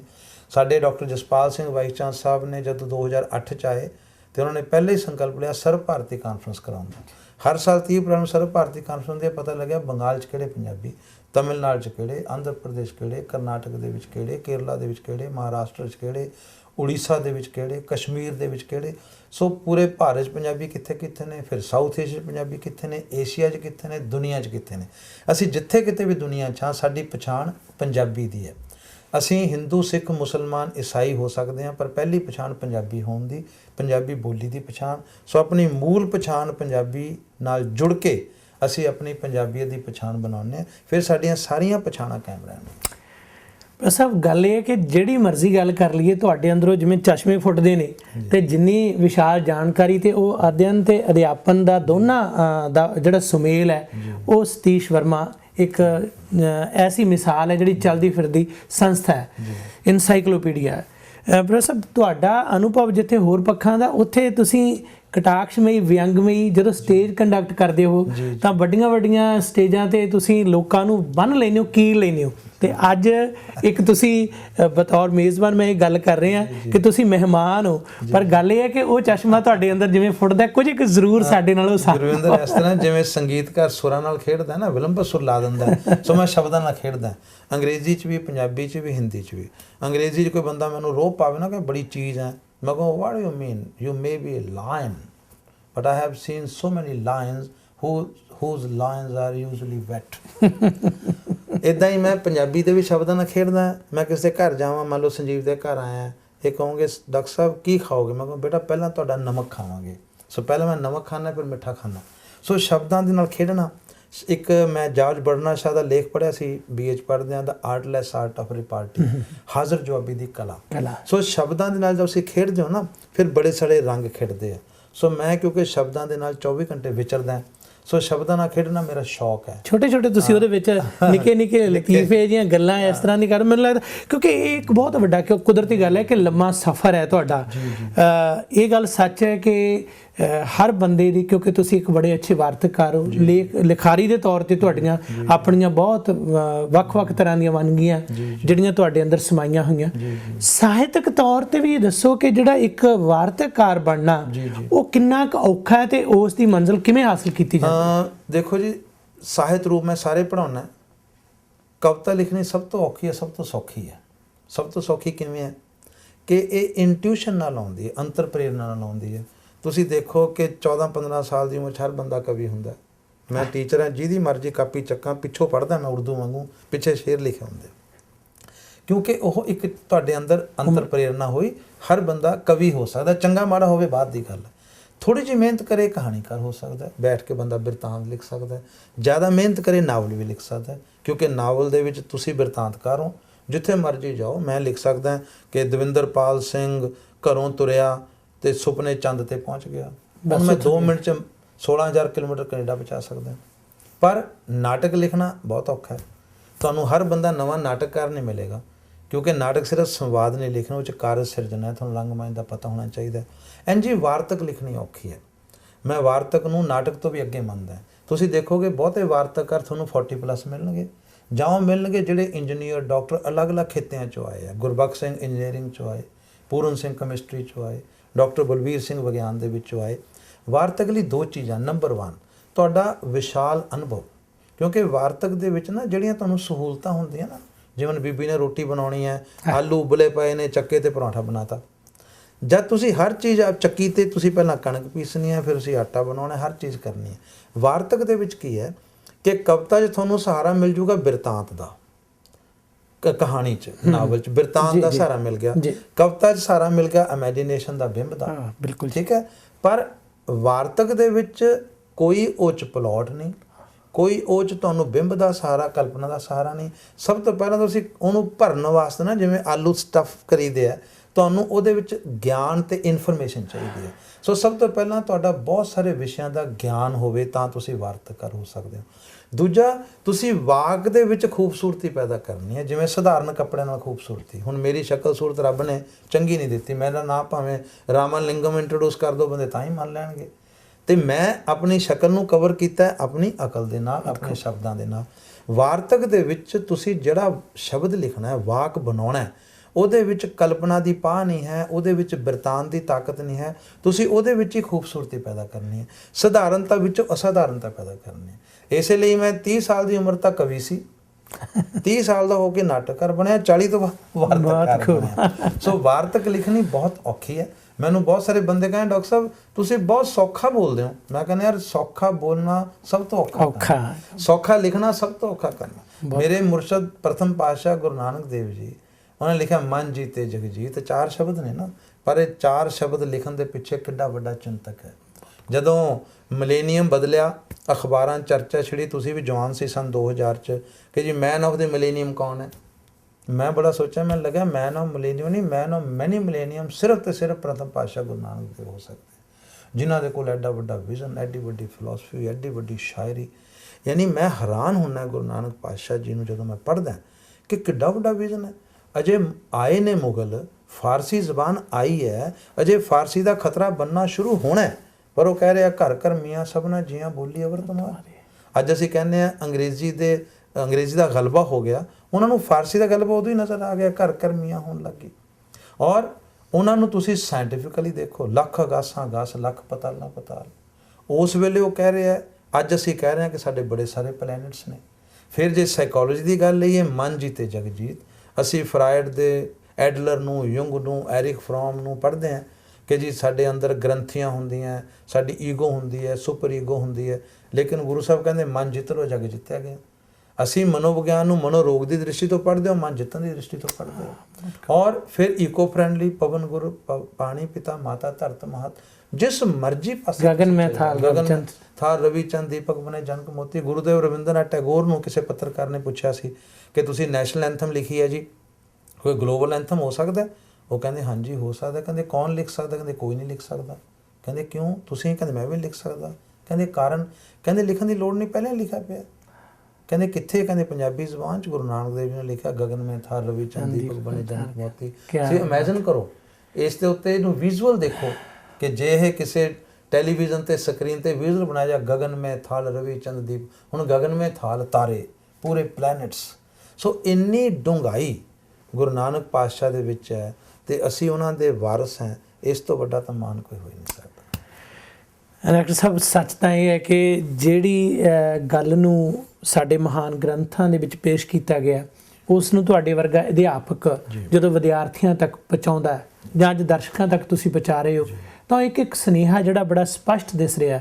ਬਿਲਕੁਲ ਗੱਲ ਸਹੀ ਹੈ ਕਿ ਸੌਖਾ ਬੋਲਣਾ, ਉਹਦੇ ਪਿੱਛੇ ਇੱਕ ਲੰਮਾ ਸੰਘਰਸ਼ ਹੁੰਦਾ ਹੈ। ਤੁਸੀਂ ਵਿਦਿਅਕ ਖੇਤਰ ਦੇ ਵਿੱਚ ਸੰਘਰਸ਼ ਕੀਤਾ, ਸਾਹਿਤਕ ਖੇਤਰ ਦੇ ਵਿੱਚ ਸੰਘਰਸ਼ ਕੀਤਾ। ਇਸ ਵੇਲੇ ਤੁਹਾਨੂੰ ਪੰਜਾਬੀ ਦਾ ਭਵਿੱਖ ਕਿਹੋ ਜਿਹਾ ਨਜ਼ਰ ਆ ਰਿਹਾ? ਮੈਨੂੰ ਜੀ ਭਵਿੱਖ ਹਮੇਸ਼ਾ ਪੰਜਾਬੀ ਦਾ ਰੌਸ਼ਨ ਨਜ਼ਰ ਆ ਰਿਹਾ। ਔਰ ਮੈਂ ਕਿਸੇ ਭਾਵੁਕਤਾ ਬਸ ਨਹੀਂ ਗੱਲ ਕਰ ਰਿਹਾ, ਦਲੀਲ ਦੇ ਆਧਾਰ 'ਤੇ ਗੱਲ ਕਰਦਾ। ਮੇਰਾ ਨਾਂ ਘਰਦਿਆਂ ਨੇ ਦਲੀਲ ਚੰਦ ਰੱਖਿਆ। ਮੇਰੀ ਵਹੁਟੀ ਡਾਕਟਰ ਪਰਮਜੀਤ ਵਰਮ ਮੇਰੇ ਨਾਲ ਹੀ ਆਈ ਹੋਈ, ਅੱਜ ਹੈ ਨਹੀਂ। ਅਤੇ ਸਾਡੇ ਘਰ 'ਚ ਮਜ਼ਾਕ ਚੱਲਦਾ ਹੁੰਦਾ, ਕੋਈ ਗੱਲ ਹੋਵੇ ਨਾ, ਮੈਂ ਕਹਿੰਦਾ ਹਾਂ ਅੱਗੇ ਗੱਲ ਕਰੋ। ਕਹਿੰਦੇ ਨਹੀਂ ਅਸੀਂ ਗੱਲ ਕਰਨੀ ਨਹੀਂ। ਮੈਂ ਕਿਉਂ ਕਹਾਂ ਅਸੀਂ ਜਿੱਤ ਜਾਓਗੇ, ਤੁਸੀਂ ਦਲੀਲ ਚੰਦ, ਮੇਰਾ ਨਾਂ ਦਲੀਲ ਚੰਦ ਰੱਖਿਆ। ਮੈਂ ਦਲੀਲ ਦੇ ਬੇਸ 'ਤੇ ਗੱਲ ਕਰਦਾ। 3 ਮੇਰੇ ਕੋਲ ਬੜੇ ਵੱਡੇ ਨੁਕਤੇ ਨੇ ਪੰਜਾਬੀ ਜ਼ਬਾਨ ਬਾਰੇ। ਪਹਿਲਾ ਨੁਕਤਾ, ਜਿਸ ਜ਼ਬਾਨ ਵਿੱਚ ਜਿਸ ਲਿਪੀ ਵਿੱਚ ਕੋਈ ਧਰਮ ਗ੍ਰੰਥ ਹੋਵੇ ਉਹ ਹਮੇਸ਼ਾ ਮਹਿਫੂਜ਼ ਰਹਿੰਦੀ ਹੈ। ਕੁਰਾਨ ਸ਼ਰੀਫ ਅਰਬੀ 'ਚ ਨੇ, ਹਰ ਮੁਸਲਮਾਨ ਨੂੰ ਅਰਬੀ ਨਹੀਂ ਆਉਂਦੀ। ਕੋਈ ਅਰਬੀ ਬੋਲਣ ਵਾਲੇ ਮੁਸਲਮਾਨ, ਕੋਈ ਫਾਰਸੀ ਬੋਲਣ ਵਾਲੇ ਮੁਸਲਮਾਨ, ਕੋਈ ਉਰਦੂ ਬੋਲਣ ਵਾਲੇ ਮੁਸਲਮਾਨ, ਕੋਈ ਪੰਜਾਬੀ ਬੋਲਣ ਵਾਲੇ ਮੁਸਲਮਾਨ, ਪਰ ਕੁਰਾਨ ਸ਼ਰੀਫ ਸਭ ਨੂੰ ਆਉਂਦਾ ਹੈ। ਇਹਦਾ ਮਤਲਬ ਕੁਰਾਨ ਸ਼ਰੀਫ ਦੀ ਭਾਸ਼ਾ ਸਭ ਨੂੰ ਆਉਂਦੀ ਹੈ, ਕੁਰਾਨ ਸ਼ਰੀਫ ਦੀ ਅਰਬੀ ਸਭ ਨੂੰ ਆਉਂਦੀ ਹੈ। ਇੱਦਾਂ ਹੀ ਸਾਡਾ ਧਰਮ ਗ੍ਰੰਥ ਸ਼੍ਰੀ ਗੁਰੂ ਗ੍ਰੰਥ ਸਾਹਿਬ ਜੁਗੋ ਜੁਗ ਅਟਲ ਪੰਜਾਬੀ ਭਾਸ਼ਾ 'ਚ ਨੇ, ਗੁਰਮੁਖੀ ਲਿਪੀ 'ਚ ਨੇ, ਇਸ ਲਈ ਉਹ ਸਦਾ ਲਈ ਮਹਿਫੂਜ਼ ਹੈ। ਨੰਬਰ 2, ਪੰਜਾਬੀ ਦੁਨੀਆ ਦੇ 150 ਮੁਲਕਾਂ 'ਚ ਫੈਲੇ ਹੋਏ ਆ। ਜਿੱਥੇ ਤੇ ਪੰਜਾਬੀ ਜਾ ਰਿਹਾ ਆਪਣੀ ਖੁਸ਼ਬੂ ਲੈ ਕੇ ਜਾ ਰਿਹਾ, ਜਦ ਬੋਲਣ ਵਾਲੇ ਬੰਦੇ 14 ਕਰੋੜ 150 ਮੁਲਕਾਂ ਵਿੱਚ ਤੁਰੇ ਫਿਰਦੇ ਆ, ਇਸ ਦਾ ਮਤਲਬ ਇਹ ਹੋਇਆ ਕਿ ਕਿੱਡੀ ਵੱਡੀ ਗਿਣਤੀ ਹੈ। ਕਿਉਂਕਿ ਜਦੋਂ ਮੈਂ ਡਾਟਾ ਦੇਖਦਾ, ਸਾਡੀ 700 ਕਰੋੜ ਆਬਾਦੀ ਹੈ ਇਸ ਵੇਲੇ ਦੁਨੀਆ ਦੀ, 135 ਕਰੋੜ ਚੀਨੀ, 129 ਕਰੋੜ ਹਿੰਦੁਸਤਾਨੀ, ਤੀਜੇ ਨੰਬਰ 'ਤੇ ਅਮਰੀਕਾ ਆਉਂਦਾ 31 ਕਰੋੜ, ਅਤੇ 30 ਕਰੋੜ ਸਾਡੇ ਇਕੱਲੇ ਯੂਪੀ 'ਚ ਰਹਿੰਦੇ ਆ। ਤੁਸੀਂ 3.5 ਕਰੋੜ ਵਾਲੇ ਕੈਨੇਡੀਅਨ ਤੁਰੇ ਫਿਰਦੇ ਹੋ। ਸਾਡਾ ਜੀ ਗਾਰਬੇਜ ਮੈਨੇਜਮੈਂਟ, ਟ੍ਰੈਫਿਕ ਦੇਖੋ, ਮੈਂ ਕਹਿੰਦਾ 129 ਕਰੋੜ ਬਣੋ, ਫਿਰ ਤੁਹਾਨੂੰ ਮੈਨੇਜਮੈਂਟ ਦਿਖਾਓ। ਸੋ ਜੇ 31 ਕਰੋੜ ਤੀਜੇ ਨੰਬਰ 'ਤੇ ਅਮਰੀਕਾ ਆਉਂਦਾ ਅਤੇ 14 ਕਰੋੜ ਪੰਜਾਬੀ ਨੇ। ਤੁਸੀਂ ਦੇਖੋ ਸਾਡੀ ਗਿਣਤੀ ਕਿੱਥੇ ਹੈ। ਸੋ ਜਿੱਥੇ ਜਿੱਥੇ ਪੰਜਾਬੀ ਆਪਣੀ ਜ਼ੁਬਾਨ ਬੋਲ ਰਿਹਾ, ਇਸ ਕਰਕੇ ਪੰਜਾਬੀ ਫੈਲ ਰਹੀ ਹੈ। ਜਿਹੜੀ ਉਸ ਤੋਂ ਅਗਲੀ ਗੱਲ ਹੈ ਕਿ ਸਾਡੇ ਪੰਜਾਬ, ਜਿੱਥੇ ਹਿੰਦੁਸਤਾਨ ਦਾ ਪੰਜਾਬ ਹੈ, ਉੱਥੇ ਸਰਕਾਰੀ ਭਾਸ਼ਾ ਪੰਜਾਬੀ ਹੈ। ਪੰਜਾਬੀ ਯੂਨੀਵਰਸਿਟੀ ਪਟਿਆਲਾ ਸਾਡਾ ਪੰਜਾਬੀ ਦਾ ਹੱਬ ਬਣ ਚੁੱਕੀ ਹੈ। ਸੋ ਜੇ ਪੰਜਾਬੀ ਯੂਨੀਵਰਸਿਟੀ ਕਾਇਮ ਹੈ, ਜਿਹੜੀ ਦੁਨੀਆ ਦੀ ਦੂਜੀ, ਏਸ਼ੀਆ ਦੀ ਪਹਿਲੀ ਯੂਨੀਵਰਸਿਟੀ ਹੈ ਜ਼ੁਬਾਨ ਦੇ ਨਾਂ 'ਤੇ ਬਣੀ। ਔਰ ਦੇਖੋ ਕਿ ਅੰਗਰੇਜ਼ੀ ਦੇ ਨਾਂ 'ਤੇ ਯੂਨੀਵਰਸਿਟੀ ਨਹੀਂ ਬਣੀ, ਹਿਬਰੂ ਦੇ ਨਾਂ 'ਤੇ ਦੁਨੀਆ ਦੀ ਪਹਿਲੀ, ਪੰਜਾਬੀ ਦੇ ਨਾਂ 'ਤੇ ਦੂਜੀ। 50 ਸਾਲ ਪਹਿਲਾਂ ਅਸੀਂ ਦੂਜੀ ਯੂਨੀਵਰਸਿਟੀ ਇੱਕ ਜ਼ੁਬਾਨ ਦੇ ਨਾਂ 'ਤੇ ਹਾਂ, ਅਤੇ ਜਦ ਕਿ ਦੂਜੇ ਪਾਸੇ ਇਜ਼ਰਾਈਲ ਤੇ ਪੰਜਾਬੀਆਂ ਦੇ ਪੈਰਾਂ 'ਚ ਹੀ ਭੌਰੀ ਹੈ। ਸਾਨੂੰ ਹੀ ਸਫ਼ਰ ਕਰਨਾ ਪਿਆ, ਅਸੀਂ ਡਾਇਸਪੋਰਾ ਹੋਏ।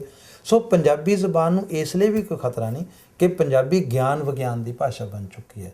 ਇਸ ਵੇਲੇ ਪੰਜਾਬੀ 'ਚ PhD ਹੁੰਦੀ ਹੈ ਸੋਸ਼ਲ ਸਾਇੰਸ ਦੇ ਵਿੱਚ, ਸਾਇੰਸ ਵਿੱਚ ਤੁਸੀਂ ਥੀਸਿਸ ਲਿਖ ਸਕਦੇ ਹੋ। ਜੋ ਅਸੀਂ ਕਹਿੰਦੇ ਨਾ ਪਾਕਿਸਤਾਨ ਦੀ ਪੰਜਾਬੀ ਬੜੀ ਮਿੱਠੀ ਹੈ ਜੀ, ਉਹ ਤਾਂ ਮਿੱਠੀ ਹੈ ਕਿ 50 ਸਾਲ ਪੁਰਾਣਾ ਈਡੀਅਮ ਹੈ, ਪੇਂਡੂ ਪੰਜਾਬੀ ਦਾ ਈਡੀਅਮ ਹੈ।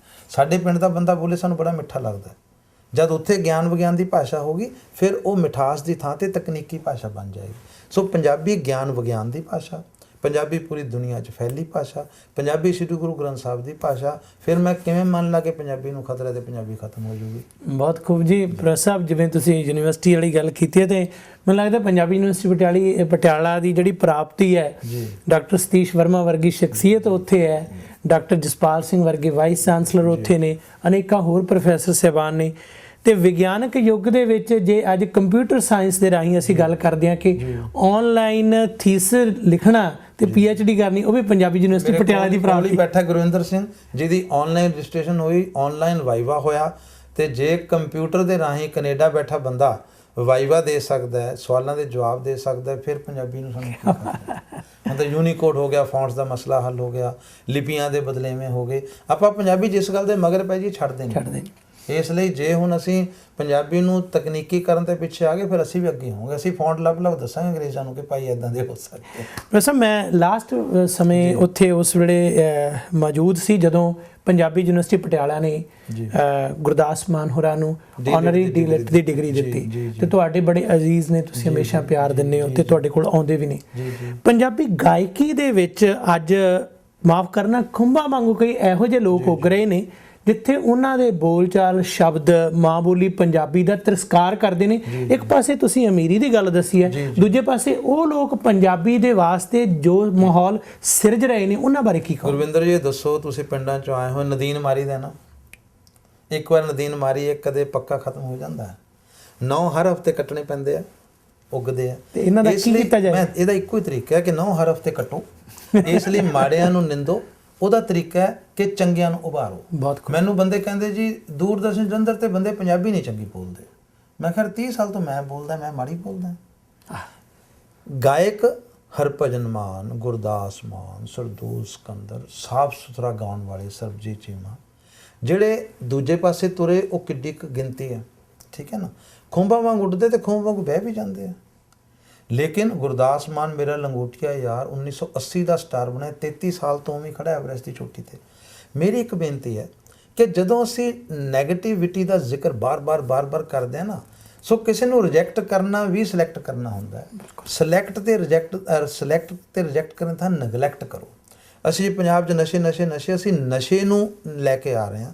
ਤੁਸੀਂ ਛੋਟੀ ਲਾਈਨ ਦੇ ਅੱਗੇ ਲੰਬੀ ਲਾਈਨ ਖਿੱਚ ਦਿਓ। ਜਦੋਂ ਦੇਸ਼ ਦੀ ਵੰਡ ਸੀ ਹਿੰਦੂ ਮੁਸਲਿਮ ਏਕਤਾ ਜ਼ਿੰਦਾਬਾਦ, ਇਹਦਾ ਮਤਲਬ ਪਹਿਲਾਂ ਹਿੰਦੂ ਮੁਸਲਿਮ ਦੋ ਨੇ। ਪੰਜਾਬੀ ਸੂਬੇ ਲਈ ਹਿੰਦੂ ਸਿੱਖ ਏਕਤਾ ਜ਼ਿੰਦਾਬਾਦ, ਹਿੰਦੂ ਸਿੱਖ ਦੋ ਨੇ। ਅਸੀਂ ਪਹਿਲਾਂ ਉਹਨੂੰ ਨੈਗੇਟਿਵਿਟੀ ਨੂੰ ਐਕਸੈਪਟ ਕਰਦੇ ਹਾਂ, ਫਿਰ ਮਾਰਨ ਦੀ ਕੋਸ਼ਿਸ਼ ਕਰਦੇ ਹਾਂ। ਸੋ ਬਿਹਤਰ ਹੈ ਕਿ ਅਸੀਂ ਨੈਗੇਟਿਵਿਟੀ ਨੂੰ ਰਿਜੈਕਟ ਕਰੀਏ, ਪੋਜ਼ਿਟਿਵਿਟੀ ਨੂੰ ਸਿਲੈਕਟ ਕਰੀਏ। ਮੈਂ ਕੈਨੇਡਾ ਵੀ ਆਇਆ ਤੇ ਮੇਰਾ ਮਕਸਦ ਸੀ, ਮੈਂ ਟੋਰਾਂਟੋ ਆਇਆ, ਜੈਪ ਸਿੰਘ ਚੱਠਾ ਜੀ ਨੇ ਮੈਨੂੰ ਬੁਲਾਇਆ 1 ਦਸੰਬਰ ਨੂੰ, ਉੱਥੇ ਜੀਵਨ ਜਾਚ 'ਤੇ ਸੈਮੀਨਾਰ ਹੋਇਆ। ਮੇਰੀ ਕਿਤਾਬ ਰਿਲੀਜ਼ ਹੋਈ ਸ਼ਖਸੀਅਤ ਉਸਾਰੀ ਦੀ ਤਿਆਰੀ, ਮੈਂ ਤੇ ਅਜੈਬ ਚੱਠਾ ਨੇ ਐਡਿਟ ਕੀਤੀ ਰਲ ਕੇ। ਇੱਧਰੋਂ ਮੈਨੂੰ ਤੁਸੀਂ ਬੁਲਾਇਆ ਐਬਸਫੋਰਡ ਦੇ ਪੰਜਾਬੀ ਸਹਿਤ ਸਭਾ ਮੁੱਢਲੀ, ਜਿੱਥੇ ਫੰਕਸ਼ਨ ਹੋਣਾ ਹੈ ਸ਼ਨੀਵਾਰ 7 ਤਰੀਕ ਨੂੰ। ਤੇ ਉਹ ਕਿਤਾਬ ਸ਼ਖਸੀਅਤ ਉਸਾਰੀ ਦੀ ਤਿਆਰੀ ਵਿੱਚ ਵੀ ਅਸੀਂ ਇੱਦਾਂ ਦੀ ਲਿਖ ਦਿੱਤੇ ਹੈ ਕਿ ਆਪਣੀ ਪਰਸਨੈਲਿਟੀ ਡਿਵੈਲਪ ਕਰੋ। ਦੂਜਾ, ਤੁਸੀਂ ਪੱਤਰਕਾਰ ਨਾਲ ਜੁੜੇ ਹੋਏ ਹੋ, ਜਦੋਂ ਕੋਈ ਮੁੰਡਾ ਨਲਾਇਕ ਹੋਵੇ, ਮਾੜਾ ਕੰਮ ਕਰੇ ਤਾਂ ਪਹਿਲੇ ਪੰਨੇ ਦੀ ਖਬਰ ਬਣਦਾ ਹੈ, ਚੰਗਾ ਕੰਮ ਕਰੇ 6ਵੇਂ ਪੰਨੇ ਦੀ ਖਬਰ ਬਣਦਾ। ਸੋ ਅਸੀਂ ਪਹਿਲੇ ਪੰਨੇ ਤੇ ਜੇ ਚੰਗਿਆਈ ਦੀਆਂ ਖਬਰਾਂ ਛਾਪੀਏ, ਅਸੀਂ ਮਾੜੀ ਖਬਰ ਨੂੰ ਮੋਟੀ ਕਰਕੇ ਛਾਪਦੇ ਹਾਂ, ਉਹਨੂੰ ਖਤਮ ਕਰੋ। 129 ਕਰੋੜ 'ਚ ਮਾੜੇ ਬੰਦੇ ਵੀ ਆ ਪਰ ਚੰਗੇ ਵੀ ਨੇ। ਅਸੀਂ ਚੰਗਿਆਈ ਨੂੰ ਅੱਗੇ ਲੈ ਕੇ ਆਈਏ, ਉਹਦੇ ਨਾਲ ਕੀ ਹੋਏਗਾ, ਫਿਰ ਬੁਰਾਈ ਆਪੇ ਹੀ ਦਬ ਜਾਏਗੀ। ਤੁਸੀਂ ਨਾ ਕਿਸੇ ਮਾੜੇ ਬੰਦੇ ਨੂੰ ਐਕਨੋਲੇਜ ਨਾ ਕਰੋ, ਉਹਦਾ ਤਾਂ ਵੈਸੇ ਹੀ ਮਰ ਜਾਂਦਾ ਜੀ। ਅਸੀਂ ਉਹਨੂੰ ਐਕਨੋਲੇਜ ਕਰ ਮਾਰ ਦਿੰਦੇ ਹਾਂ। ਇਸ ਲਈ ਉਹਨੂੰ ਐਕਨੋਲੇਜ ਨਾ ਕਰੋ, ਚੰਗੇ ਨੂੰ ਐਕਨੋਲੇਜ ਕਰੋ। ਜੇ ਅਸੀਂ ਦੇਖਾਂਗੇ ਪੰਜਾਬ 'ਚ ਨਸ਼ਿਆਂ ਦਾ ਦਰਿਆ ਵਗ ਰਿਹਾ, ਉਹ ਸਭ ਥਾਂ 'ਤੇ ਵਗ ਰਿਹਾ, ਲੇਕਿਨ ਨਸ਼ਿਆਂ ਦੇ ਨਾਲ ਪੰਜਾਬ ਦੇ ਵਿੱਚ ਜਵਾਨੀ ਦੇ ਜੋਸ਼ ਦਾ ਦਰਿਆ ਵਗ ਰਿਹਾ। ਹਾਲੇ ਵੀ ਹਰ ਪੰਜਾਬੀ ਨੌਜਵਾਨ ਭਗਤ ਸਿੰਘ ਦਾ ਵਾਰਸ ਹੈ।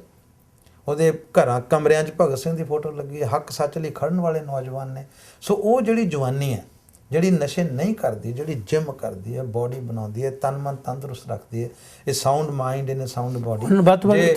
ਤੁਸੀਂ ਦੇਖੋ ਬਿੰਦਰਾ ਜੇ 골ਡ ਮੈਡਲ ਲੈ ਕੇ ਆਇਆ 올림픽 'ਚੋਂ, ਪੰਜਾਬੀ ਹੈ ਨਾ। ਸੋ ਜਿਹੜੇ ਪੰਜਾਬੀ ਮੱਲਾਂ ਮਾਰਦੇ, ਆਪਾਂ ਮੱਲਾਂ ਮਾਰਨ ਵਾਲੇ ਪੰਜਾਬੀਆਂ ਦੀ ਬਾਤ ਪਾਈਏ। ਬਾਤਾਂ ਹਮੇਸ਼ਾ ਚੰਗੀਆਂ ਦੀਆਂ ਪੈਂਦੀਆਂ, ਮਾੜਿਆਂ ਦੇ। ਰਾਖਸ਼ ਤਾਂ ਮਰਦਾ ਹੈ, ਰਾਖਸ਼ ਹਰ ਕਹਾਣੀ 'ਚ ਮਰਦਾ ਹੈ। ਤੇ ਹੁਣ ਜਿਹੜੇ ਰਾਖਸ਼ ਨੇ, ਜਿਹੜੇ ਨਸ਼ਿਆਂ ਦੇ ਵਪਾਰੀ ਨੇ, ਸੌਦਾਗਰ ਨੇ, ਇਸ ਰਾਖਸ਼ ਨੂੰ ਮਾਰੀਏ। ਹਰ ਸਾਲ ਆਪਾਂ ਰਾਵਣ ਨੂੰ ਜਲਾਉਂਦੇ ਹਾਂ, ਤੇ ਜਿਹੜੇ ਜਿਉਂਦੇ ਰਾਵਣ ਨੇ ਉਹਨਾਂ ਨੂੰ ਜਲਾਉਣ ਦਾ ਇੱਕੋ ਤਰੀਕਾ, reject them and select the positivity. ਬਿਲਕੁਲ ਜੀ ਪ੍ਰੋਫੈਸਰ ਸਾਹਿਬ, ਅਸੀਂ ਤੁਹਾਡੇ ਨਾਲ 100% ਸਹਿਮਤ ਹਾਂ ਤੇ ਕੋਸ਼ਿਸ਼ ਵੀ ਕਰੀਦੀ ਹੈ ਕਿ ਇਹਨਾਂ ਪ੍ਰੋਗਰਾਮਾਂ ਦੇ ਰਾਹੀਂ ਚੰਗੀ ਤੋਂ ਚੰਗੀ, ਸੁਲਝੀ ਤੇ ਵਧੀਆ ਸ਼ਖਸੀਅਤ ਨੂੰ ਦਰਸ਼ਕਾਂ ਦੇ ਸਾਹਮਣੇ ਲਿਆਈਏ ਤੇ ਚੰਗੇ ਗਾਇਕ ਕਲਾਕਾਰ ਨੂੰ ਵੀ ਪੇਸ਼ ਕਰੀਏ। ਪਰ ਨਾਲ ਜਿਵੇਂ ਤੁਸੀਂ ਦੂਸਰੀ ਗੱਲ ਕੀਤੀ ਹੈ, ਜਿਹੜੀਆਂ ਸਮੱਸਿਆਵਾਂ ਨੇ ਉਹਨਾਂ ਦਾ ਜਦੋਂ ਚਿੰਤਨ ਕਰਕੇ ਉਹਨਾਂ ਨੂੰ ਹੱਲ ਕਰਨ ਦੀ ਗੱਲ ਚੱਲਦੀ ਹੈ ਤਾਂ ਫਿਰ ਸਾਨੂੰ ਸੁਚੇਤ ਹੋਣਾ ਬਣਦਾ। ਮੈਂ ਯੂਨੀਵਰਸਿਟੀ ਦੀ ਗੱਲ ਕਰ ਰਿਹਾ ਕਿ ਇਹ ਗੱਲ ਅੱਖੀਂ ਤੱਕਣ ਦੀ ਹੈ ਕਿ ਸਾਡੇ ਵਿਦਿਅਕ ਅਦਾਰੇ ਹੋਣ ਜਾਂ ਕੋਈ ਵੀ ਹੋਵੇ, ਜਦੋਂ ਕੈਨੇਡਾ ਤੋਂ ਬੱਚੇ ਪੰਜਾਬ ਜਾਂਦੇ ਨੇ ਤਾਂ ਉਹ ਸੜਕਾਂ 'ਤੇ ਜਾ ਕੇ ਦੇਖਦੇ ਨੇ ਕਿ ਜਦੋਂ ਕੋਈ ਮੰਤਰੀ ਸੰਤਰੀ ਵੱਡਾ ਕੋਈ ਬੰਦਾ ਆਉਂਦਾ, ਥਾਂ ਥਾਂ 'ਤੇ ਹੌਰਨ ਵੱਜਦੇ ਨੇ, ਰਸਤੇ ਬੰਦ ਹੋ ਜਾਂਦੇ ਨੇ, ਆਮ ਜਨਜੀਵਨ ਵਿਅਸਤ ਹੋ ਜਾਂਦਾ ਹੈ। ਯੂਨੀਵਰਸਿਟੀ 'ਚ ਕੋਈ ਪ੍ਰਯੋਗਸ਼ਾਲਾ 'ਚ ਹੁੰਦਾ, ਕੋਈ ਅਧਿਆਪਕ ਪੜ੍ਹਾ ਰਿਹਾ ਹੁੰਦਾ, ਉੱਥੇ ਕਿਸੇ ਲੀਡਰ ਦੀ ਕਾਰ ਆਉਣੀ ਹੁੰਦੀ ਹੈ, ਤਾਂ ਉਸ ਵੇਲੇ ਜਦੋਂ ਹੌਰਨ ਵੱਜਦੇ ਨੇ ਤਾਂ ਸ਼ਾਇਦ ਉਹ ਸਮਝਦੇ ਨੇ ਕਿ ਇਸ ਵੇਲੇ ਇਦੋਂ ਵੱਡਾ ਕੋਈ ਰਹਿਤ ਹੋਰ ਕੀ ਹੈ। ਸੋ ਇਹੋ ਜਿਹੀਆਂ ਚੀਜ਼ਾਂ ਨੂੰ ਜਿਹੜਾ ਕਿ ਜੀਵਨ ਜਾਚ ਤੁਸੀਂ ਜ਼ਿਕਰ ਕੀਤਾ ਹੈ, ਅਵੇਅਰਨੈਸ ਦੀ ਜਿਹੜੀ ਲਹਿਰ ਹੈ ਜਾਗਰੂਕਤਾ ਦੀ, ਉਹਨੂੰ ਪ੍ਰਫੁੱਲਿਤ ਕੀਤਾ ਜਾਏ। ਗੁਰਵਿੰਦਰ ਜੀ, ਇਸ ਤਰ੍ਹਾਂ ਕਿ ਜਿੱਥੇ ਇੱਥੇ ਵਾਹ ਲੱਗਦਾ ਨਾ, ਸਾਨੂੰ ਕੰਮ ਕਰਨਾ ਚਾਹੀਦਾ। ਮੈਂ ਤਾਂ ਇੱਕੋ ਗੱਲ ਕਹਿੰਦਾ, ਅਸੀਂ 129 ਕਰੋੜ ਬੰਦੇ ਹਾਂ। ਜੇ ਅਸੀਂ ਇੱਕ ਬੰਦੇ ਦੀ ਵੀ ਮਦਦ ਕਰਨ ਲੱਗ ਜਾਈਏ ਤਾਂ 129 ਕਰੋੜ ਬੰਦੇ 129 ਕਰੋੜ ਬੰਦਿਆਂ ਦੀ ਮਦਦ ਕਰ ਸਕਦੇ ਹਾਂ। ਸੱਜਾ ਹੱਥ ਖੱਬੇ ਨੂੰ ਧੋਂਦਾ ਹੈ। ਮੈਂ ਜ਼ਾਤੀ ਤੌਰ 'ਤੇ ਜਿੱਥੇ ਮੈਨੂੰ ਵਕਤ ਮਿਲਿਆ, ਮੈਂ ਇੱਕ ਵਾਰੀ ਹੋਸਟਲ ਦਾ ਵਾਰਡਨ ਰਿਹਾ ਤੇ 1.25 ਸਾਲ 'ਚ ਮੈਂ ਹੋਸਟਲ 'ਚ ਇਹ ਫੈਸਲਾ ਕਰ ਲਿਆ, ਕੋਈ ਬੱਚਾ ਬਿਮਾਰ ਹੋਏਗਾ ਹੋਸਟਲ ਵੱਲੋਂ ਇਲਾਜ ਹੋਏਗਾ। ਗਰੀਬ ਬੱਚੇ ਦੀ ਫੀਸ ਅਸੀਂ ਕਰਦੇ ਕੀ ਸੀ ਕਿ ਸਾਡੀ ਡਾਈਟ 8.5 ਰੁਪਏ ਆਈ। ਅਸੀਂ ਸਭ ਨੇ ਕਮੇਟੀ ਫੈਸਲਾ ਕਰਨਾ ਕਿ 8.5 ਦੀਆਂ ਠਿਆਨੀਆਂ ਇਕੱਠੀਆਂ ਕਰਨੀਆਂ ਔਖੀਆਂ, 9 ਰੁਪਏ ਕਰ ਲਓ, ਠਿਆਨੀਆਂ ਬਚ ਗਈਆਂ। ਇੱਦਾਂ ਹੀ ਜਿੱਥੇ ਤੇ ਥੋੜ੍ਹਾ ਵਾਹ ਲੱਗਦਾ, ਹਰ ਬੰਦੇ ਨੂੰ ਲੋੜ ਹੈ। ਮੈਂ ਬੜਾ ਛੋਟਾ ਜਿਹਾ ਬੰਦਾ, ਯੂਨੀਵਰਸਿਟੀ ਦਾ ਡਾਇਰੈਕਟਰ ਯੂਥ ਵੈਲਫੇਅਰ ਹੈ। ਮੈਨੂੰ ਜਦੋਂ ਮੈਂ ਪੜ੍ਹਾਉਂਦਾ ਸੀ, ਪੜ੍ਹਦਾ ਸੀ, ਮੈਨੂੰ ਲੱਗਦਾ ਸੀ ਕਿ ਜਦੋਂ ਸਾਡੇ ਨੇਤਾ ਆਉਂਦੇ ਨੇ ਤੇ ਬੱਚੇ ਵਿਚਾਰੇ ਪਿੱਛੇ ਹੋ ਜਾਂਦੇ ਆ। ਮੈਂ ਸਤਿਕਾਰ ਕਰਦਾ ਸਾਰੇ ਪੋਲੀਟੀਸ਼ੀਅਨ ਦਾ, ਉਹ ਬੜਾ ਸੋਹਣਾ ਕੰਮ ਕਰ ਰਿਹਾ, ਪਰ ਯੁਵਕ ਮੇਲਿਆਂ ਦੇ ਵਿੱਚ ਜੇ ਉਹਨਾਂ ਦੇ ਆਉਣ ਨਾਲ ਨਿਆਣੇ ਹੀ ਵਿਚਾਰੇ ਪਿੱਛੇ ਚਲੇ ਗਏ। ਤੇ ਮੈਂ 6 ਸਾਲ 'ਚ ਫੈਸਲਾ ਕੀਤਾ ਕਿ ਮੈਂ ਇਹੋ ਜਿਹੇ ਬੰਦੇ ਕੋਈ ਨਹੀਂ ਬੁਲਾਉਣੇ, ਤੇ ਮੈਂ ਯੂਨੀਵਰਸਿਟੀ ਦੇ ਪ੍ਰੋਫੈਸਰ, ਲੇਖਕ, ਕਲਾਕਾਰ, ਗੈਸਟ ਬੁਲਾਉਣਾ। ਬੱਚੇ ਮੂਹਰਲੀ ਲਾਈਨ 'ਚ ਆ ਕੇ ਬੈਠਦੇ। ਯਾਨੀ ਇਹੋ ਜਿਹਾ ਮਾਹੌਲ ਬਣ ਗਿਆ ਕਿ ਸਾਡੀ ਯੂਨੀਵਰਸਿਟੀ ਦੇ ਫੈਸਟੀਵਲ ਤੋਂ ਸ਼ਾਇਦ ਗਏ ਹੋਏ ਸੀ ਕਿ ਜਿਹੜਾ ਸੋਫਾ VIP ਵਾਲਾ ਬੈਠਾ ਹੈ, ਉੱਥੇ ਮੈਂ ਗਿਆ ਤੇ ਇੱਕ ਬੰਦਾ ਬੈਠਾ। ਮੈਂ ਕਿਹਾ ਤੁਸੀਂ ਕੌਣ? ਮੈਂ ਜੀ ਕਹਿੰਦਾ ਐਗਜ਼ਾਮੀਨੇਸ਼ਨ ਬ੍ਰਾਂਚ ਦਾ ਕਲਰਕ ਹੈ। ਸੋ ਮੇਰੀ ਡਾਇਰੈਕਟਰਸ਼ਿਪ 'ਚ ਜੇ ਐਗਜ਼ਾਮੀਨੇਸ਼ਨ ਬ੍ਰਾਂਚ ਦਾ ਕਲਰਕ ਮੁੱਖ ਮੰਤਰੀ ਵਾਲੇ ਸੋਫੇ 'ਤੇ ਆ ਕੇ ਬਹਿ ਸਕਦਾ, ਮੈਨੂੰ ਲੱਗਦਾ ਮੇਰੀ ਪ੍ਰਾਪਤੀ ਹੈ। ਸੋ ਅਸੀਂ ਹਿੰਦੁਸਤਾਨ 'ਚ ਰਹਿ ਕੇ ਕੈਨੇਡਾ ਬਣਾਉਣ ਦੀ ਕੋਸ਼ਿਸ਼ ਕਰਦੇ ਹਾਂ। ਤੇ ਮੇਰੀ ਹੱਥ ਜੋੜ ਕੇ ਬੇਨਤੀ ਹੈ ਸਾਡੇ ਪੋਲੀਟੀਸ਼ੀਅਨ ਲੀਡਰਸ ਨੂੰ ਕਿ ਤੁਹਾਡਾ ਸਤਿਕਾਰ ਵੈਸੇ ਹੀ ਬਹੁਤ ਜ਼ਿਆਦਾ ਹੈ। ਉਹ ਟੂੰ ਟਾਂ ਪੌਂ ਪੌਂ ਕਰਨਾ ਕੋਈ ਫਰਕ ਨਹੀਂ ਪੈਂਦਾ। ਮੈਂ ਇੱਥੇ ਗਿਆ, ਅੱਜ ਮੈਂ ਤੁਹਾਡੇ MP ਕੋਲ ਗਿਆ ਸੀ ਜਸਬੀਰ ਸੰਧੂ ਜੀ ਕੋਲ, ਆਰਾਮ ਨਾਲ ਗਏ, ਆਰਾਮ ਨਾਲ ਮਿਲੇ। ਸੋ ਸਾਡੇ ਵੀ, ਮੈਂ ਉੱਥੇ ਟੋਰਾਂਟੋ ਗਿਆ ਤੇ ਮੇਰੇ ਦੋਸਤ ਦੀ ਵਹੁਟੀ ਮਿਸੀਸਾਗਾ ਤੋਂ MPP ਹੈ ਅੰਮ੍ਰਿਤ ਟਵਾਣਾ, ਉਹ ਮੈਂ ਨਾਲ ਲੈ ਗਏ। ਹਾਊਸ ਕੁਐਸਚਨ ਆਨਸਰ ਹੋਣਾ ਸੀ ਕੁਇਨਸ ਪਾਰਕ ਦੇ ਵਿੱਚ।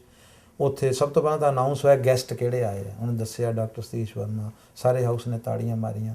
ਮੁੜ ਕੇ ਪ੍ਰੀਮੀਅਰ ਕੈਥਰੀਨ ਮਿਲੀ, ਆਰਾਮ ਨਾਲ ਗੱਲਾਂ ਬਾਤਾਂ। ਸੋ ਸਾਡੇ ਜਿਹੜੇ ਲੀਡਰ ਨੇ, ਮੇਰੀ ਉਹਨੂੰ ਬੇਨਤੀ ਹੈ ਕਿ ਆਸੇ-ਪਾਸੇ ਬੰਦੇ ਦੜਾਉਣ ਨਾਲ ਟੂੰ ਕਰਨਾ ਅਸੀਂ ਵੱਡੇ ਲੀਡਰ ਨਹੀਂ ਬਣਦੇ। ਤੁਹਾਡਾ ਸਤਿਕਾਰ, ਚੰਗੇ ਕੰਮ ਕਰੋਗੇ ਵੈਸੇ ਹੀ ਬੜਾ ਸਤਿਕਾਰ ਹੈ। ਸਾਡੇ ਮੁੱਖ ਮੰਤਰੀ ਬਾਦਲ ਸਾਹਿਬ ਪੂਰੇ ਹਿੰਦੁਸਤਾਨ ਸਤਿਕਾਰ ਹੈ, ਡਾਊਨ ਟੂ ਅਰਥ ਨੇ। ਸੋ ਜੇ ਸਾਡੇ ਸਾਰੇ ਹੀ ਬੰਦੇ ਸਹਿਜ ਹੋ ਕੇ ਵਿਚਰਨ ਲੱਗ ਜਾਣ, ਤੇ ਜਦੋਂ ਅਸੀਂ ਸੱਤਾ 'ਚ ਨਹੀਂ ਹੁੰਦੇ ਫਿਰ ਵੀ ਤਾਂ ਵਿਚਰਦੇ ਹਾਂ। ਇੱਕ ਵਾਰੀ ਉਹ ਫੰਕਸ਼ਨ 'ਚ ਗਿਆ ਤੇ ਜਿਹੜੀ ਸਰਕਾਰ ਸੱਤਾ 'ਚ ਨਹੀਂ ਸੀ, ਉਹਨਾਂ ਦੇ ਇੱਕ ਸਾਬਕਾ ਮੰਤਰੀ ਬੈਠੇ, ਮੈਨੂੰ ਕਹਿੰਦੇ ਡਾਕਟਰ ਸਾਹਿਬ ਕਰੋ ਪ੍ਰੋਗਰਾਮ ਸ਼ੁਰੂ, ਅਸੀਂ ਤਾਂ ਟਾਈਮ ਸਿਰ ਆਏ ਬੈਠੇ ਹਾਂ। ਮੈਂ ਜੋ ਲੇਟ ਆਉਣ ਦੀ ਵਾਰੀ ਹੋਣਾ ਅੱਗੇ ਤੁਹਾਡੀ ਸੀ।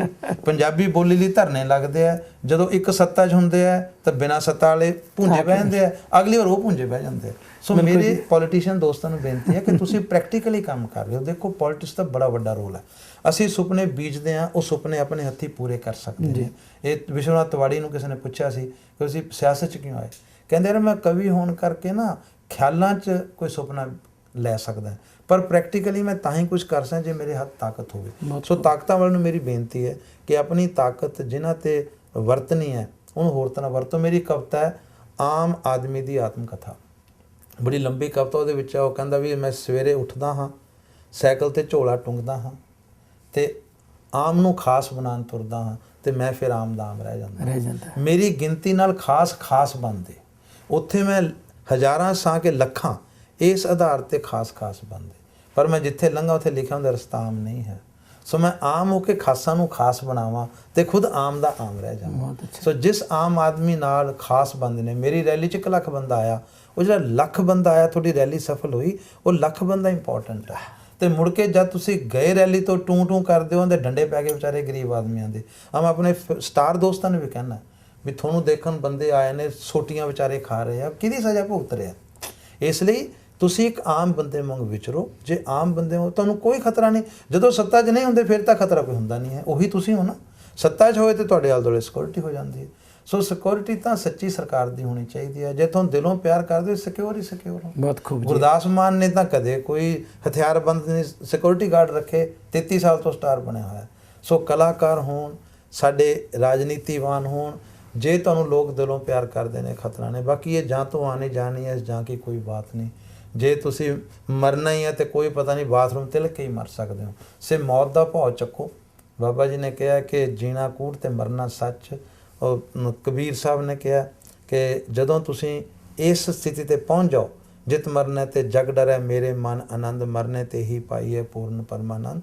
ਇਹ ਡਰ ਭਾਉ ਚੱਕਦੀ ਹੈ, ਆਮ ਬੰਦਿਆਂ ਵਾਂਗ ਵਿਚਰੀਏ, ਸਾਨੂੰ ਜ਼ਿਆਦਾ ਪਿਆਰ, ਜ਼ਿਆਦਾ ਸਤਿਕਾਰ ਮਿਲੂਗਾ। ਬਾਕੀ ਸੌਰੀ ਮੈਨੂੰ ਕਹਿਣਾ ਨਹੀਂ ਚਾਹੀਦਾ, ਵੱਡੇ ਬੰਦੇ ਨੇ, ਪਰ ਮੇਰੀ ਜੋ ਫੀਲਿੰਗ ਮੈਂ ਦੱਸ ਰਿਹਾ। ਪ੍ਰੋਫੈਸਰ ਸਾਹਿਬ ਬਹੁਤ ਜਿਹੜੇ ਜਿਸ ਤੁਸੀਂ ਆਪਣੇ ਖਿਆਲਾਂ ਨੂੰ ਜਿਵੇਂ ਪੇਸ਼ ਕਰਦੇ ਹੋ, ਬਿਲਕੁਲ ਇਹ ਸੰਸਾਰ ਪੱਧਰ ਤੇ ਹਰ ਕਿਸੇ ਦਾ ਆਪੋ ਆਪਣਾ ਨਜ਼ਰੀਆ ਹੁੰਦਾ, ਪਰ ਉਸ ਨੂੰ ਇੱਕ ਉਸਾਰੂ ਸੋਚ ਨੂੰ ਲੈ ਕੇ ਚੱਲਣਾ। ਅਸੀਂ ਤੁਹਾਡੇ ਤਹਿ ਦਿਲੋਂ ਧੰਨਵਾਦੀ ਹਾਂ। ਕੈਨੇਡਾ ਦੇ ਇਸ ਬੜੇ ਹੀ ਛੋਟੇ ਜਿਹੇ ਵਿਸ਼ੇਸ਼ ਖਾਸ ਜਿਹੜੇ ਦੌਰੇ ਤੇ ਤੁਸੀਂ ਆਏ ਹੋ ਤੇ ਹਰ ਕਿਸੇ ਦੇ ਨਾਲ ਪਿਆਰ ਮੁਹੱਬਤ ਤੇ ਸਾਂਝ ਪਾਈ ਹੈ। ਅਖੀਰ ਦੇ ਵਿੱਚ ਦਰਸ਼ਕਾਂ ਨੂੰ ਕੀ ਸੁਨੇਹਾ ਦੇਣਾ? ਮੈਂ ਦਰਸ਼ਕਾਂ ਨੂੰ ਇੱਕੋ ਗੱਲ ਕਹਿਣੀ ਹੈ, ਮੇਰੇ ਪਿਆਰੇ ਦੋਸਤੋ, ਪੈਰ ਜ਼ਮੀਨ ਤੇ ਹੋਣ ਤੇ ਸਿਰ ਅਰਸ਼ਾਂ ਵੱਲ ਹੋਵੇ, ਊੜਾ ਤੇ ੜਾੜਾ ਬਣ ਜਾਈਏ ਤੇ ਜ਼ਿੰਦਗੀ ਦੇ ਮਸਲੇ ਹੱਲ ਨੇ। ਪੈਰ ਜ਼ਮੀਨ ਨਾਲ ਟਿਕਾਓ, ਸੁਪਨੇ ਜਾਗਦੇ ਲਓ। ਸੁਪਨੇ ਉਹ ਨਹੀਂ ਹੁੰਦੇ ਜੋ ਸੌਣ ਤੋਂ ਬਾਅਦ ਆਉਂਦੇ ਆ, ਸੁਪਨੇ ਹੁੰਦੇ ਜੋ ਸਾਨੂੰ ਸੌਣ ਨਹੀਂ ਦਿੰਦੇ। ਜਾਗਦੇ ਸੁਪਨੇ ਲਓ, ਇਨਸਾਨੀਅਤ ਦਾ ਭਲਾ ਕਰਨ ਦੇ ਸੁਪਨੇ ਲਓ। ਅਸੀਂ ਪੂਰੀ ਦੁਨੀਆ ਦੇ 190 ਮੁਲਕਾਂ 'ਚ ਕੁੱਲ 700 ਕਰੋੜ ਬੰਦੇ ਹਾਂ, ਕੋਈ ਬਹੁਤੇ ਜ਼ਿਆਦਾ ਨਹੀਂ ਹੈ। ਹਰ ਇਨਸਾਨ ਸਾਡਾ ਆਪਣਾ। ਮੈਂ ਜਦੋਂ ਹੈੱਡ ਆਫ ਦੀ ਡਿਪਾਰਟਮੈਂਟ ਸੀ, ਜਿਹੜਾ ਆਉਂਦਾ ਸਭ ਦੇ ਫਾਰਮ ਟੈਸਟ ਕਰਦਾ, ਤੇ ਮੇਰੇ ਦਫ਼ਤਰ ਦਾ ਇੱਕ ਕਲਰਕ ਸੀ ਰਘਬੀਰ ਸਿੰਘ, ਰੱਬ ਉਹਦੀ ਆਤਮਾ ਨੂੰ ਸ਼ਾਂਤੀ ਦੇਵੇ, ਮੇਰਾ ਬਚਪਨ ਦਾ ਦੋਸਤ ਸੀ। ਉਹ ਮੈਨੂੰ ਕਹਿੰਦਾ ਯਾਰ ਸਾਰਾ ਦਿਨ ਥੱਕ ਜਾਂਦੇ ਹਾਂ ਅਸੀਂ ਮੋਹਰਾਂ ਲਾਉਂਦੇ, ਤੂੰ ਦੱਸਦਾ ਕਰ ਤੇਰੇ ਖਾਸ ਬੰਦੇ ਕਿਹੜੇ ਆ, ਕੋਈ ਕੋਡ ਵਰਡ ਰੱਖ ਲੈ। ਮੈਂ ਕਿਹਾ ਕੋਡ ਵਰਡ ਹੈਗਾ? ਕਹਿੰਦੇ ਕੀ? ਉਹਨੂੰ ਆਦਤ ਸੀ ਮੂੰਹ 'ਚ ਪਿੰਨ ਮਾਰਨ ਦੀ। ਮੈਂ ਕਿਹਾ ਪਿੰਨ ਤੇਰੇ ਕੋਲ ਆਉਂਦਾ? ਜਦੋਂ ਬੰਦਾ ਆਵੇ, ਹੱਥ ਅੱਗੇ ਕੀਤਾ ਤੇ ਪਿੰਨ ਮਾਰਿਆ, ਜੇ ਤਾਂ ਖੂਨ ਦਾ ਰੰਗ ਲਾਲ ਹੈ ਮੇਰਾ ਖਾਸ ਹੈ, ਜੇ ਪੀਲਾ ਤੇ ਖਾਸ ਨਹੀਂ ਹੈ। ਸੋ ਸਾਨੂੰ ਇਨਸਾਨੀਅਤ ਨੂੰ ਪਿਆਰ ਕਰਨਾ ਗੁਰੂ ਸਾਹਿਬ ਸਿਖਾ ਗਏ।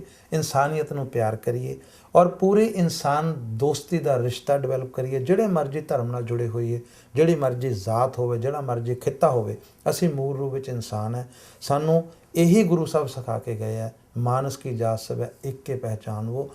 ਅਸੀਂ ਸਭ ਨੂੰ ਇੱਕ ਮੰਨੀਏ ਪਰ ਆਪਣੀ ਜੜ ਨੂੰ ਨਾ ਭੁੱਲੀਏ। ਜੜਾਂ ਵਾਲਿਓ ਜੜ ਦੀ ਕਰੋ ਪਛਾਣ, ਮੋਹ ਮਾਇਆ ਦੇ 100 ਸਿਰਨਾਵੇਂ, ਮਾਂ ਦਾ ਇੱਕੋ ਨਾਮ। ਰਵਿੰਦਰ ਰਵੀ ਮੇਰੇ ਦੋਸਤ ਤੁਹਾਡੇ ਕੈਨੇਡਾ 'ਚ ਰਹਿੰਦੇ, ਉਹਨਾਂ ਨੇ ਰੂਹ ਪੰਜਾਬ ਦੀ ਨਾਟਕ ਵਿੱਚ 4 ਸਤਰਾਂ ਲਿਖੀਆਂ ਸੀ। ਸੋ ਸਾਡੀ ਜੜ ਹੈ ਪੰਜਾਬੀ ਜ਼ੁਬਾਨ। ਪੰਜਾਬੀ ਜ਼ੁਬਾਨ ਨੂੰ ਘੁੱਟ ਕੇ ਫੜੀਏ। ਮਹਿਕ ਪੰਜਾਬ ਦੇ ਵਿੱਚ ਮੈਂ ਆਇਆ। ਸੋ ਇੰਦਰਜੀਤ ਸਿੰਘ ਜੀ ਦਾ, ਸੰਜੀਵ ਦਾ, ਗੁਰਵਿੰਦਰ ਜੀ ਤੁਹਾਡਾ, ਅਤੇ ਮੈਨੂੰ ਲਿਆਉਣ ਵਾਲੇ ਮੇਰੇ ਸ਼ਾਗਿਰਦ ਦਵਿੰਦਰ ਦਾ, ਜਿਹੜਾ ਅੱਜ ਕੱਲ੍ਹ ਮੇਰਾ ਕ੍ਰਿਸ਼ਨ ਜੀ ਬਣਿਆ, ਮੇਰਾ ਰੱਥ ਚਲਾ ਰਿਹਾ 4 ਦਿਨਾਂ ਤੋਂ ਦਿਨ ਰਾਤ। ਤੁਹਾਡਾ ਬਹੁਤ ਬਹੁਤ ਧੰਨਵਾਦ। ਮਹਿਕ ਪੰਜਾਬ ਦੇ ਵਿੱਚ ਮੈਨੂੰ ਵੀ ਮਹਿਕ ਮੰਨਣ ਦਾ ਮੌਕਾ ਮਿਲਿਆ। ਤੁਹਾਡਾ ਬਹੁਤ ਬਹੁਤ ਸ਼ੁਕਰੀਆ। ਮਿਹਰਬਾਨੀ। ਸਮੂਹ ਦਰਸ਼ਕਾਂ ਵੱਲੋਂ ਡਾਕਟਰ ਸਾਹਿਬ ਅਸੀਂ ਤਹਿ ਦਿਲੋਂ ਸ਼ੁਕਰੀਆ ਅਦਾ ਕਰਦੇ ਹਾਂ ਅਤੇ ਨਾਲ ਆਸ ਕਰਦੇ ਹਾਂ ਕਿ ਜਿਵੇਂ ਤੁਸੀਂ ਜਿਸ ਤਰੀਕੇ ਨਾਲ ਮਾਂ ਬੋਲੀ ਪੰਜਾਬੀ ਨੂੰ ਸਮਰਪਿਤ ਹੋ, ਇਸ ਨੂੰ ਇਸੇ ਤਰੀਕੇ ਨਾਲ ਜਿਹੜਾ ਪ੍ਰਫੁੱਲਿਤ ਕਰਨ ਲਈ ਡਟੇ ਰਹੋ। ਤੁਹਾਡੀ ਚੜ੍ਹਦੀ ਕਲਾ ਲਈ ਅਰਦਾਸ ਹੈ ਜੀ। ਬਹੁਤ ਬਹੁਤ ਧੰਨਵਾਦ। ਥੈਂਕ ਯੂ, ਬਹੁਤ ਬਹੁਤ ਸ਼ੁਕਰੀਆ। ਆਪਣੇ ਪੇਰੈਂਟਸ ਤੇ ਗ੍ਰੈਂਡ ਪੇਰੈਂਟਸ ਦੀ ਸੁਪਰਵਾਈਜ਼ਰ ਇੰਸ਼ੋਰੈਂਸ ਲੈ ਲਈ ਸਾਨੂੰ ਸੇਵਾ ਦਾ ਮੌਕਾ ਦਿਓ। ਅਸੀਂ ਪੰਜਾਬ ਇੰਸ਼ੋਰੈਂਸ ਤੋਂ ਸਾਰੀ ਇੰਸ਼ੋਰੈਂਸ ਕੰਪਨੀਆਂ ਨਾਲ ਡੀਲ ਕਰਦੇ ਹਾਂ। ਮੈਂ ਸੰਦੀਪ ਅਹੂਜਾ ਤੁਹਾਨੂੰ ਘੱਟ ਪੈਸੇ 'ਚ ਵਧੀਆ ਇੰਸ਼ੋਰੈਂਸ ਲੈਣ 'ਚ ਤੁਹਾਡੀ ਹੈਲਪ ਕਰ ਸਕਦਾ। ਜੇ ਤੁਸੀਂ ਕੋਈ ਵੀ ਨਵੀਂ ਸੁਪਰਵਾਈਜ਼ਰ ਇੰਸ਼ੋਰੈਂਸ ਕਰਾਉਣੀ ਹੋਏ ਜਾਂ ਰੀਨਿਊਅਲ ਕਰਾਉਣਾ ਹੋਏ, ਅਸੀਂ ਵਾਅਦਾ ਕਰਦੇ ਹਾਂ ਤੁਹਾਨੂੰ ਬਹੁਤ ਵਧੀਆ ਇੰਸ਼ੋਰੈਂਸ ਲੈ ਕੇ ਦੇਵਾਂਗੇ ਤੇ ਘੱਟ ਪੈਸਿਆਂ ਵਿੱਚ। पंजाब इंश्योरेंस तुहाडे सुपनियां नूं साकार करे एक भरोसेमंद इंश्योरेंस प्लान दे नाल। आज दा सरप्राइज वेखण तो बाद पूरी दुनिया नूं असली प्यार दा पता चल जाएगा। असली प्यार यानी फाइबरटेक, क्वालिटी प्रोडक्ट्स, बेहतरीन डिजाइन्स। की गल है, अज फाइबरटेक तो किचन सिंक घर लेके जाना है या फिर सुपने ही देखी जाने हैं? Fibertech Distributors serves all across North America. 6045072199 fibertechbc.ca। ਕਰਨ ਦੇ ਕਈ ਤਰੀਕੇ ਹੋ ਸਕਦੇ ਨੇ, ਪਰ ਉਸ ਪ੍ਰੋਬਲਮ ਦਾ ਸਭ ਤੋਂ ਵਧੀਆ ਤੇ ਇਫੈਕਟਿਵ ਇਲਾਜ ਲੱਭਣਾ ਤੁਹਾਨੂੰ ਟ੍ਰੀਟਮੈਂਟ ਕਰਨ ਵਾਲਿਆਂ ਦੀ ਜ਼ਿੰਮੇਵਾਰੀ ਬਣਦੀ ਹੈ। ਅਸੀਂ ਏਪੈਕਸ ਫਿਜ਼ੀਓਥੈਰੇਪੀ ਤੇ ਹਰ ਇੱਕ ਪ੍ਰੋਬਲਮ ਦਾ ਪ੍ਰੋਪਰ ਅਸੈਸਮੈਂਟ ਤੇ ਡਾਇਗਨੋਸਿਸ ਕਰਨ ਤੋਂ ਬਾਅਦ ਸਾਇੰਟਿਫਿਕ ਤਰੀਕੇ ਨਾਲ ਇਲਾਜ ਕਰਦੇ हैं। इंजरी के बाद शरीर के कुछ जोड़ पूरी तरह मूव नहीं करते या डिस्क दब जाती है, जिन्हें हम मोबिलाइज, मैनिपुलेट या ट्रैक्शन से ठीक कर सकते हैं। Injuries can cause increased sensitivity to pain and loss of function, which can be treated by acupuncture and functional dry needling. ਹਰ ਇੱਕ ਇੰਜਰੀ ਤੁਹਾਨੂੰ ਤੇ ਤੁਹਾਡੇ ਮਸਲਸ ਨੂੰ ਵੀਕ ਕਰਦੀ ਹੈ। ਅਸੀਂ ਇੱਥੇ ਉਹਨਾਂ ਦੀ ਸਪੈਸੀਫਿਕ ਐਕਸਰਸਾਈਜ਼, ਸਟ੍ਰੈਚਿੰਗ ਤੇ ਸਟਿਮੂਲੇਸ਼ਨ ਕਰਕੇ ਉਹਨਾਂ ਨੂੰ ਠੀਕ ਕਰਦੇ ਹਾਂ। ਤੁਸੀਂ ਸਭ ਜਗ੍ਹਾ ਟ੍ਰੀਟਮੈਂਟ ਕਰਾ ਕੇ ਵੀ ਜੇ ਠੀਕ ਨਹੀਂ ਹੋਏ ਤੇ ਇੱਕ ਵਾਰ ਸਾਡੇ ਕਲੀਨਿਕ ਤੇ ਜ਼ਰੂਰ ਆਓ। You will feel the difference.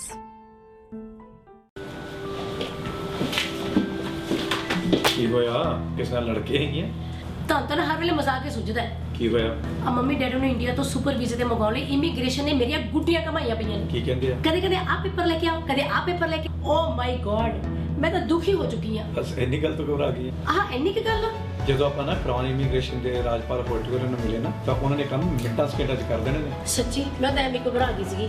9057897744 AAA Auto Body अपने ਭਰਾਵਾਂ ਦੀ ਬਰਨਵੀ ਵਿੱਚ one of the biggest ICBC authorized auto body shop, ਜਿਨ੍ਹਾਂ ਕੋਲ ਐਕਸਪ੍ਰੈਸ ਵੈਲੇ ਸਰਵਿਸ ਤੋਂ ਇਲਾਵਾ ਐਕਸਪੀਰੀਅੰਸ ਅਤੇ ਸਰਟੀਫਾਈਡ ਟੈਕਨੀਸ਼ੀਅਨਸ ਵੀ ਹਨ ਤੇ ਬਿਨਾਂ ਸ਼ੱਕ high tech computerised paint shop booth ਦੀ ਵੀ ਫੈਸਿਲਿਟੀ ਹੈਗੀ। ਤੁਹਾਡੇ ਸਾਰੀ ਜ਼ਰੂਰਤਾਂ ਲਈ ਜਿਵੇਂ ਡੈਂਟਿੰਗ, ਪੇਂਟਿੰਗ ਜਾਂ ਕੋਲੀਜਨ ਸਰਵਿਸਿਜ਼ ਲਈ ਫੋਨ ਕਰੋ Harmesh Sharma 6042991054। They can handle ICBC claim and inspection independently. Motors ਵਾਲਿਆਂ ਦੇ ਸੈਂਕੜੇ ਗੱਡੀਆਂ, ਛੋਟੀਆਂ ਵੱਡੀਆਂ ਫਨਾਸ ਨੇ ਕਰਦੇ ਤਲੀ ਤੇ ਚਾਬੀ ਧਰਦੇ। ਲੈਣੀ ਵੈਨ ਕਾਰਗੋ ਜੇ,